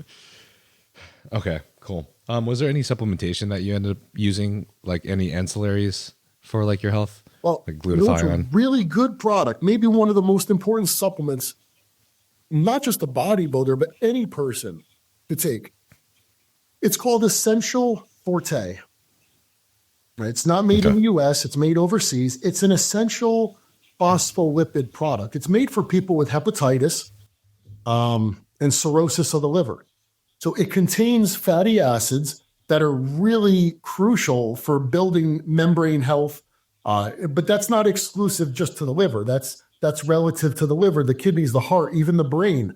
So a lot of people, I think, would be best served. And I've recommended this to people who have fucked up liver enzymes, even whacked out, blood lipid values. And generally, if you take good care of the organs, the liver, the heart, the kidneys, a lot of your blood values are going to improve. Essential Forte, 2 capsules 6 times a day. And again, I have no affiliation. It's actually a product made by Sanofi, the pharmaceutical company. It's technically considered a pharmaceutical, even though it's just basically a fat. I think that's probably one of the most important supplements a person could take. I've been with Animal about 20 years now. And of course, there's a long list of their supplements that I use. But for people using anabolics, and specifically looking to counteract the negative effects, supporting your liver is one of the most important things you could do. Mm-hmm. Yeah, can definitely agree. Okay, awesome. Thank you for that, by the way. That's the first time I've ever heard that, so that's extremely valuable. And I think a fuck ton of the audience is gonna definitely take note of that. If you feel like any of the medications that we spoke about today may benefit you, such as BPC 157, GH secretagogues such as Tesamorelin, IGF1, oxandrolone troche, Semaglutide, then you can obtain these from Tren HRT, and the link for that will be in the bio. If you feel like you're experiencing symptoms of low testosterone, such as depression, anxiety, lack of motivation, as well as lack of sex drive, then you can get this checked out as well by getting your blood work done at Transcend, and they will provide you expert medical analysis. Transcend HRT has worked with many professional bodybuilders and pro athletes, such as Thor Bjornsson, Phil Heath, and Jeremy Buendia. And if you feel like this podcast has any relevancy to you, I do believe that this clinic will provide of great benefit to you as well. I love hearing you talk about your training, but I know that we're short on time. So I guess whenever you felt like you had figured out training the most for yourself and potentially were making the most progress from it, what was the style of training, and I guess what exactly were you doing? So prior to 2009, I had trained on my own. And, whatever I had figured out myself. And then when I started working with Oscar for the New York Pro in 2009, the training style that he subjected me to, dude, it was just beyond intense, okay? Like, I would have anxiety pulling up to those workouts. No, I'm serious, dude. Like, ask if you talk to anybody who trained with him, they'll tell you, like Dom Cardone, he was an Oscar disciple. Kai, if you ever get his ear, dude, these guys will tell you it was a fucking nightmare. Like, it was brutal. I'm laughing because I used to get anxiety before leg day. Yeah. Like back when it was really fucking bad, I can relate. I thought that's what you were supposed to do, which is really dumb because I definitely wasn't training correctly. I was just kind of, dude, I was going to failure too early. But these workouts were so bad. Like when you would finish, you would literally, wherever you happened to be standing at that moment, the workout was over, you would literally just sit down on the floor right there. And you would end up laying down. And then most of the time I would wake up a half hour later just from my own snoring. Holy shit. Dude, it was just brutal, fucking horrible training. And that made me realize, because I made some serious progress from that. And it made me realize, wow. I don't want to say how unimportant, but you put all this emphasis on your form and selecting certain exercises and how many sets and reps. And honestly, a coworker of mine has this saying, and it's gold. He says, putting the emphasis on the wrong syllables. Right? Yeah. It's true. People don't always know what to emphasize. Like with training, yeah, look, man, the exercises you choose, yes, of course, very important. Your form, you don't want to get hurt. Of course, you need to use good form. But when you get under a bar, like, dude, if we had no leg equipment available, no hack squat, no leg press, no dumbbells to do Bulgarian split squats, and all you had was a fucking bar, you could squat for the next 40 minutes to an hour.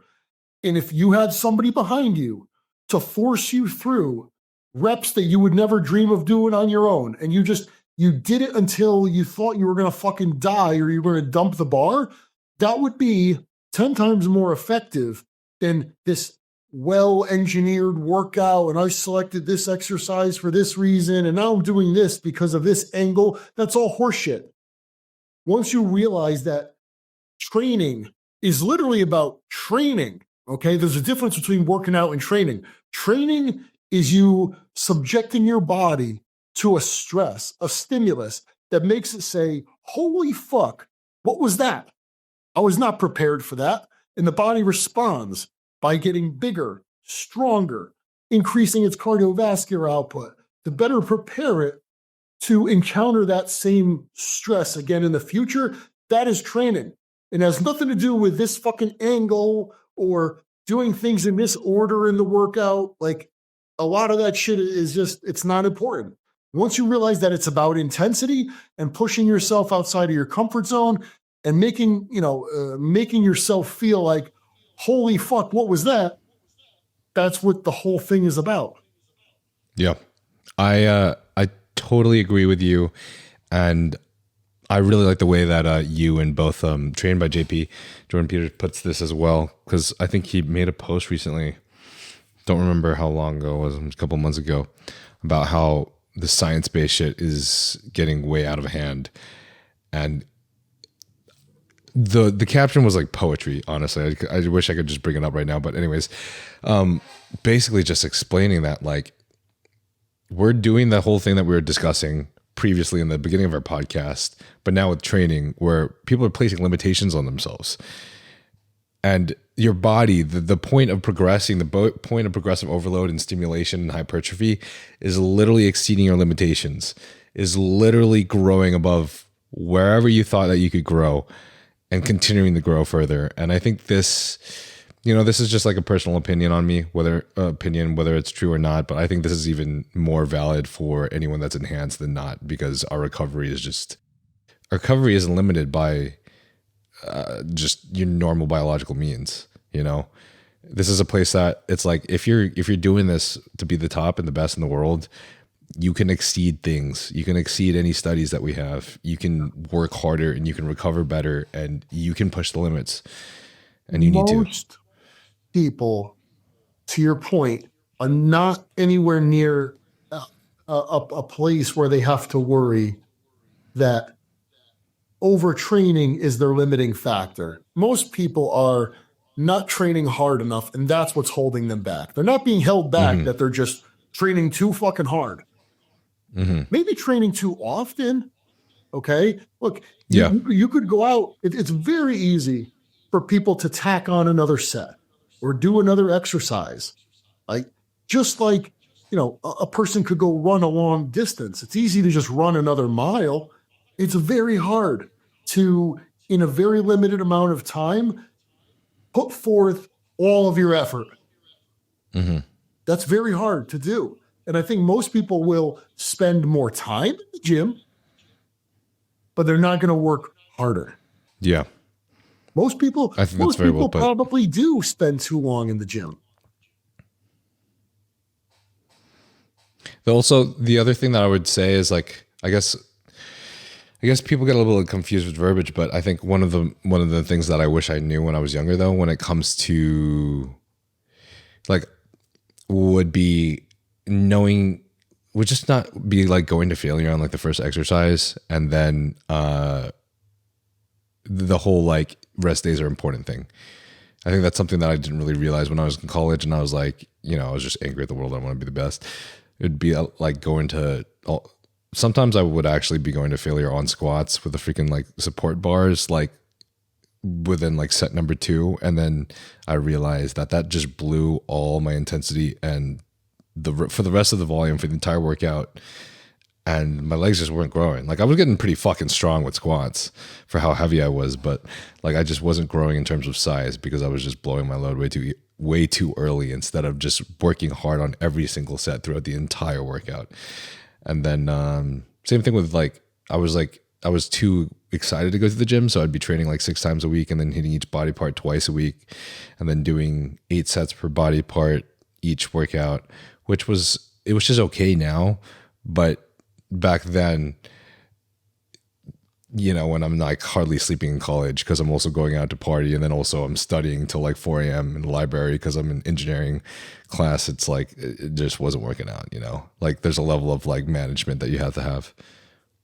I think most people would be better served by maybe doing a little bit too much, working a little too hard. And then, you know, you could always scale it back if need be. But what's to say that you don't just induce an adaptation and the body doesn't just adapt to it and you get even better? What exactly was Oscar? What exactly was he doing with you guys that might have been different aside from like just intensity? So, I mean, it was pretty much all basic movements. You know, I mean, every leg workout, the focal point was the squats. But, you know, you would do hacks sometimes too. But I mean, everything was just so far beyond like what you thought you could do. Like all forced reps and rest pause. And now we're going to force how many more. And it was just like each set was taken as far as you could possibly take it. That's dope. I love intensifiers, man. It was rough, even if people man. say that they're not the most really amount, they're fun. trending. They're awesome, man. I really do feel like some of these intensifiers, like obviously I'd focus on getting my volume in first, but I did a lot of intensifiers that, you know, Patrick Tor has in his like a SST training that he would have me implement. Yeah. And I really feel like it helped blow up my legs a lot. Sure. It just really added up. And it also, not only did it increase the intensity, but it added volume in places where I wasn't doing as much volume in my legs. And one thing I really like that Patrick said that also aligns with what you said is, you know, I'm 17 pounds below my weight cap in classic right now, so I have a lot of size that I need to gain. And he prefaced as we come into our off season, he's like, for training, none of that silly shit. You're training heavyweight, like straight up. He's just like heavyweight, old school. Go as hard as you can. We need to focus on that for like the next couple of years in our off season and stuff, which is, I think. And a lot of times people make this distinction like, well, should I train heavy or should I do high reps? Dude, when I trained with Oscar, it was heavy weight for high reps. So it's like the goal wasn't to squat, you know, 5 plates for 10. The goal is to squat 5 plates for 20. And it's like, if you could squat 5 plates for 10 on your own, okay, fine. You're going to squat 10. You're going to rest, pause. I'm going to help push you through 5 more. You're going to rest, pause again. And then we're going one by one. If we reach 20, we need to add weight. But most of the time, you're not going to actually get to 20. But it was like, we're going to use maximum poundages into a higher rep range. And dude, that's just fucking brutal. God, that's fucking crazy. Yeah, that's brutal as fuck. Reed Water asks, how high would your calories get in the off season? And did you ever try to stay relatively lean in the off season? As time went on, I didn't enjoy getting overly out of shape. You know, when I was younger, I just didn't give a shit. I would just eat and train to get as big and strong as possible, even if it was ugly in the off season. As time went on, you know, you start to feel it more, that excess weight. Calories, probably somewhere between, you know, 5,000-6,000 calories if I had to guess. But I mean, I was eating 6 big meals, you know, 10 ounces of protein per meal, you know, around 100 grams of carbs per meal, probably around 30 grams of fat. So whatever that comes out to. Well, I could tell you right now. So let's just say we're doing 100 grams of carbs a meal plus, I don't know, say 80 to 320 plus 270. Yeah, I mean, you're probably hitting almost 1,000 calories per meal times 6 meals, 6,000 calories. Yeah. Damn. Try to stay lean as time went on.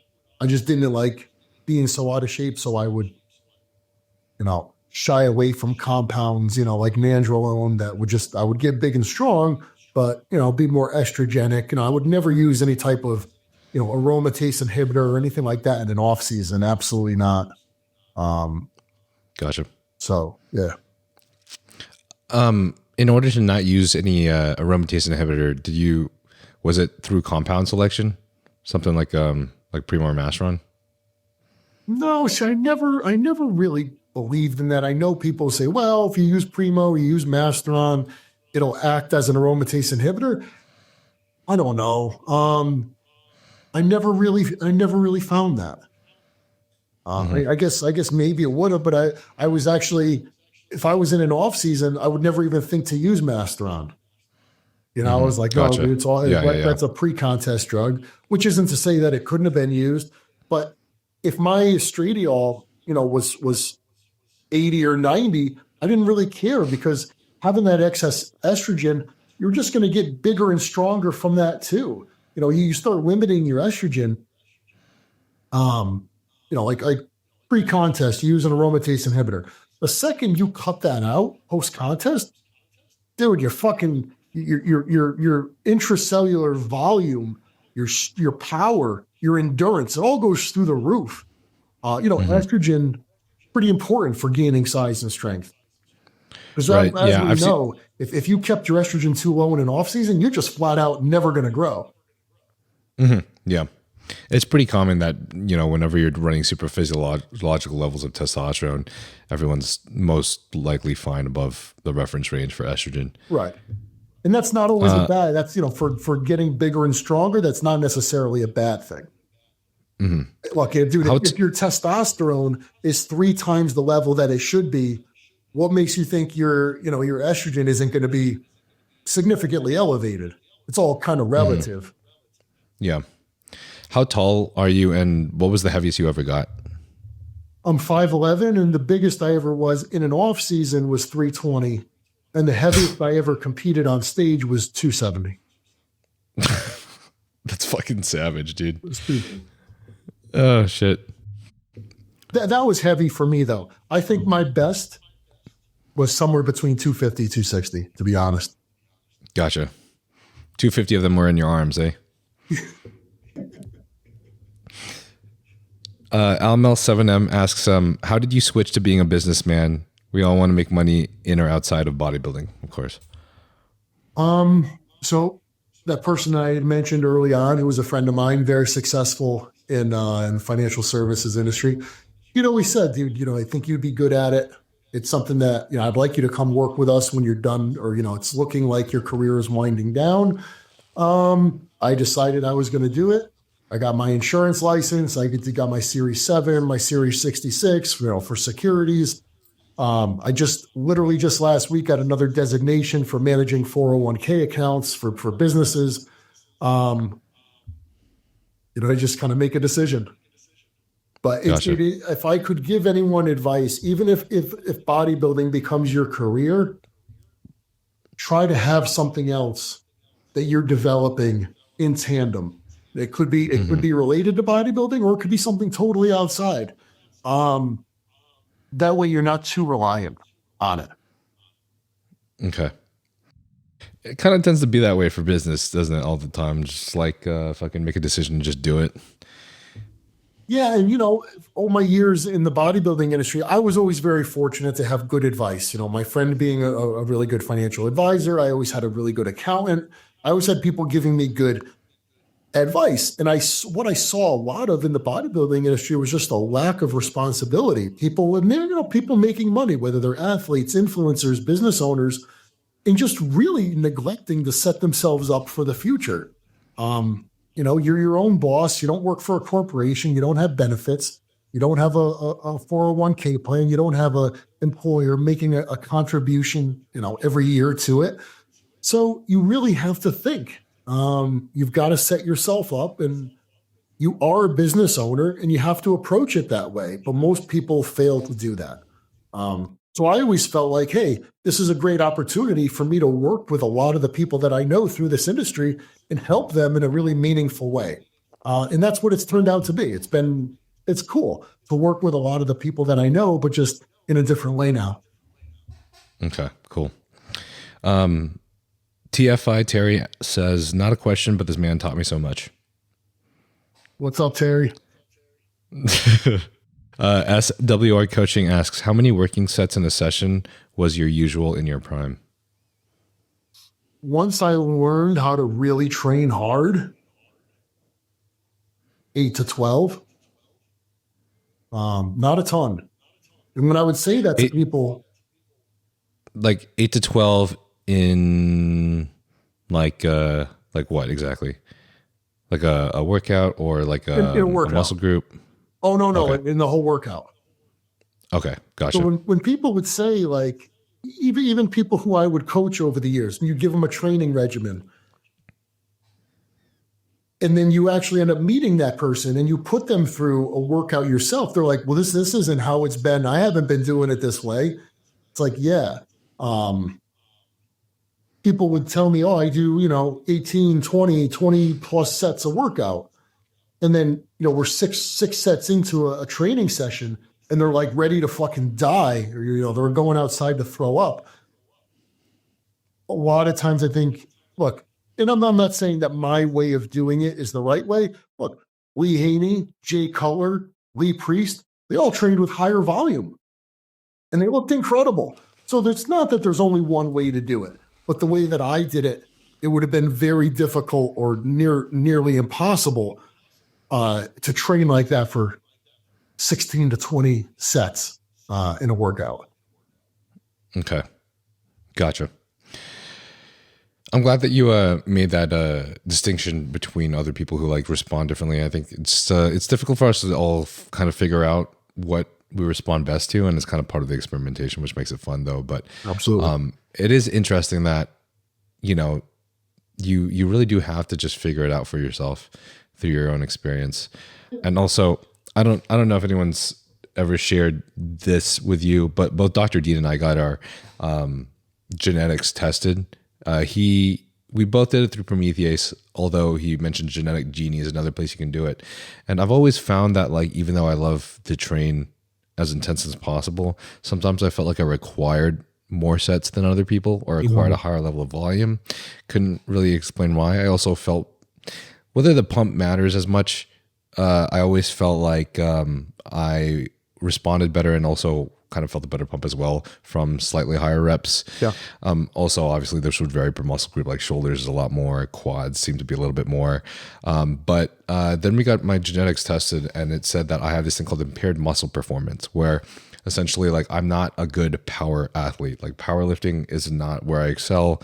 I kind of have impairments in that level, but when it comes to endurance and endurance training, I exceed in those places, which I felt like kind of resonated with me having to do more volume, or being able to do more volume than most people, to be honest, too. So I don't know. It's just something that I think I just wanted to mention, and I would suggest for anyone that maybe has no clue how they should train, maybe like take a look into your genetics.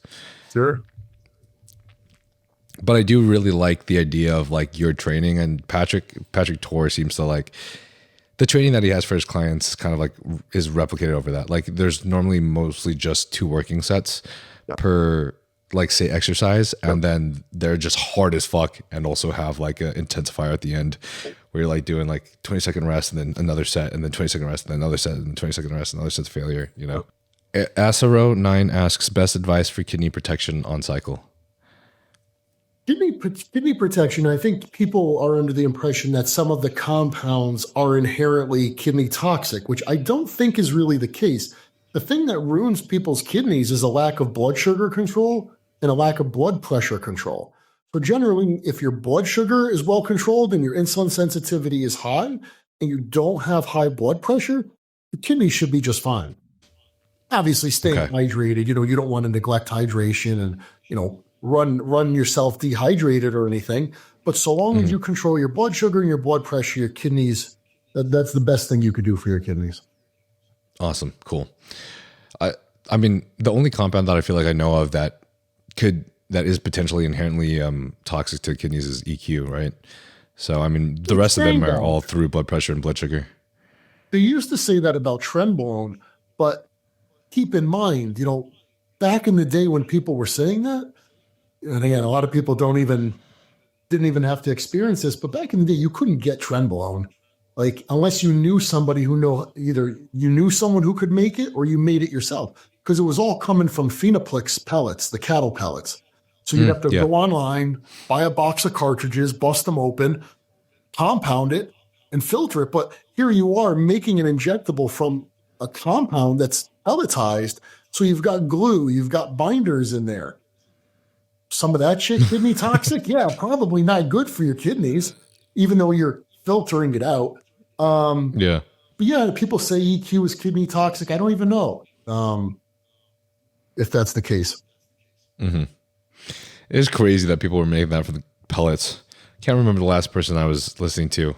I don't even know if it was you, but like they said, like the first time they were doing Tren, they were making it through the pellets. Dude, you could go online, you could buy it from a veterinary supply place. A box was $350. It contained 10 cartridges, and each cartridge was enough to make a 10 ml bottle of 100 milligram per milliliter Tren acetate injection. It had to be Phenoplex H because some of the other preparations, and again, this kind of speaks to what we were talking about earlier. Some of the other implants was trenbolone plus estradiol. So they would put estrogen in the pellets because the cattle would grow even more with the estrogen component added to it. So you had to make sure it was, obviously the ones without the estrogen. But yeah, dude, late 90s, early 2000s, anybody who was using Tren, it was all from pellets. God, bro. That's fucking sick. What a life it would have been as a bodybuilder in the 20s, just fucking cooking your meal preps and cooking your juice. Penthouse asks, mine, this would be a better question to ask first. Marn Kuipers asks, do you still have problems with your patellar tendon after the tear? No, I mean, my knees are beat up in general. So I've blown the quad tendon on both sides. It's not really the limiting factor at this point. I had a hip replacement last year. I need the other side replaced. At this point, it's really the hip that slows me down. Honestly, dude, everything's beat up. Back, hip, knees. Yeah, it's all beat up. Shit. How much of that was from training, would you say? And how much was not? I would imagine it was all from training. I mean, you're forcing your body to do things it's not meant to do. Mm-hmm. To lift weights, it's not supposed to lift. Into a rep range, it's certainly not meant to work in. And you're doing it day in and day out, week in and week out, year after year. Yeah, man, you're gonna. If a regular person could need a hip replacement, a person who's never done anything, then sure, you start subjecting your body to these ungodly weights for this prolonged period of time. Yeah, man, you're going to wear shit out a whole lot faster than somebody else. Yeah. I also have a hip mobility issue that I need to work on. And I think that's one of the things that if anyone is worried about, basically I would squat and like leg press too low for my mobility and ended up getting this, I can't remember what it's called, this kind of impingement that would potentially, if I continued it, would require hip replacement in the future. So I'd say for people that are maybe in the younger side, don't be like me and forget mobility, because that shit's so annoying, man. Doing all these freaking therapeutic exercises and shit before the training, but it's so fucking important. And it's like, yo, I got a meal prep, I've got to train, I've got all these other things I need to do. And then it's like, all right, now I got to do mobility shit on top of it. So I get it. But if you could do it, yes, you will be way better off. Mickelson Robert asks how to manage hunger during prep. Oh, geez, I don't know. Just fucking live with it. Over time, I mean, like my first prep was really hard. Second prep, hard, but not as hard. And over time, you kind of just get used to it. At least that's what I found. I don't know. I would just try to stay busy. Sitting around is like the worst thing you could do. Couple cigs. What's that? I said a couple cigs. Oh, a couple cigs. Take the edge off. Bro, sugar-free, honestly, I think back in my day, I used to slam freaking sugar-free Jello and like boxes of spinach. I remember like when I was at the 1100 calorie point, I would have just those 5 pound, right? Or something like, no, is it 5 pound? Five something. It would be those freaking, literally the plastic boxes of spinach, and I'd pull it out and like just eat that shit like chips. It was disgusting. The sugar-free gel, I went through that my first prep, and then it just starts making you fart like crazy, and like I don't know. You just come to the realization. You're like, you just gotta get over it. Just live with it. Yeah, yeah. Well, although I am, it's my understanding. I have no experience with it, but that there's all these, compounds now that will blunt appetite. But I can't speak to it. I don't know anything about it. The last question by Penthouse, I didn't ask it earlier because I was wondering if this might be the reason. That's why I wanted to lead with the question regarding your knees. But he asked, why did you really retire so early? Yeah. So why did you really retire so early with so much potential? So when I ruptured my first quad tendon in 2016 or 2017, dude, it took a few years. It did not feel right. I had a really difficult time with the recovery. And, at that time I was questioning, like, is it me? Am I doing something wrong? Then when I ruptured the other side, the recovery was a piece of cake. So I think a lot of it was just maybe the quality of the surgery I had, because both were done by two different surgeons. In my experience, the second time around was very different. So, I was trying to get back to a place where I could get back on stage. And then, by the time I got to a point where my knee was actually feeling better, like 2020, other stuff started to fall apart. My hips. And it was just like, I really can't train the way I would need to train to be competitive. And I don't want to get up there and embarrass myself. So, and something, man, by that time I was close to 40. And it was like, should I really be pushing it at this age, with the anabolics? And, it's one thing doing that shit in your 20s, and it's another doing it in your 40s. So it's like, what, I'm going to have to walk away from this sport eventually anyways.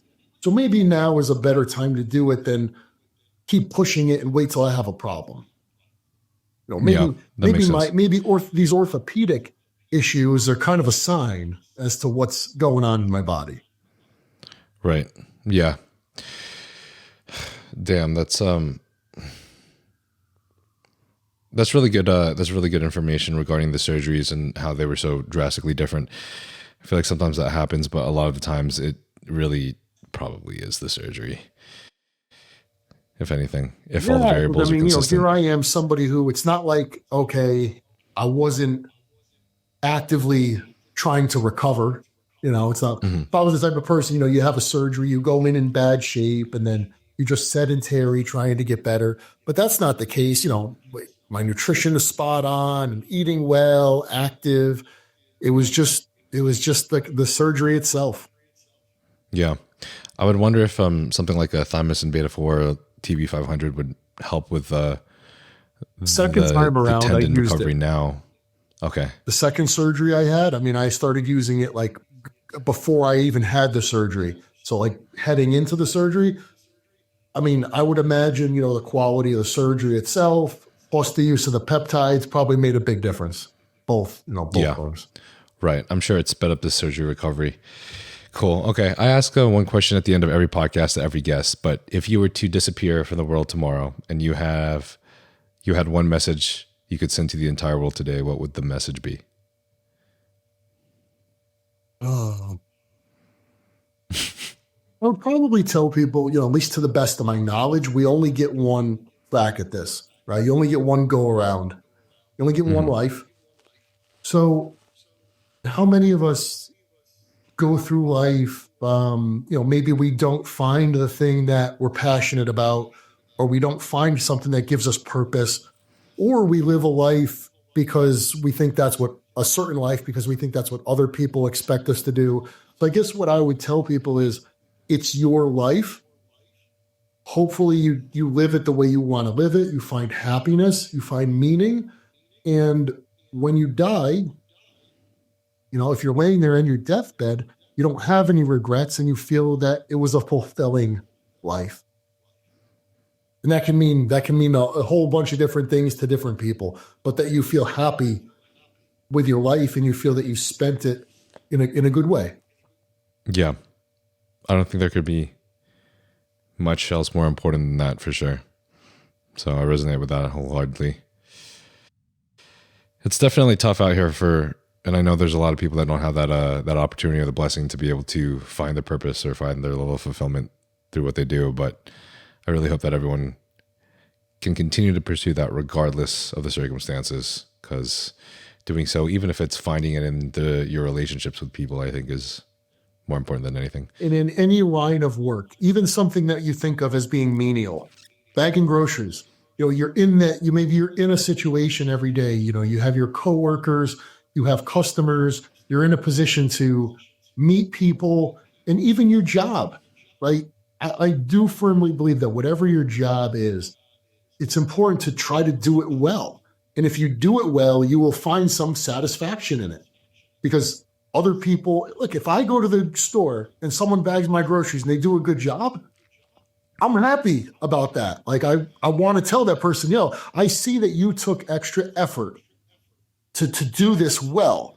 And I respect that. I respect it no matter what line of work a person does. So I think people tend to think, well, my job's not that important, or I have these unfortunate circumstances, therefore I can't find meaning or I can't find happiness.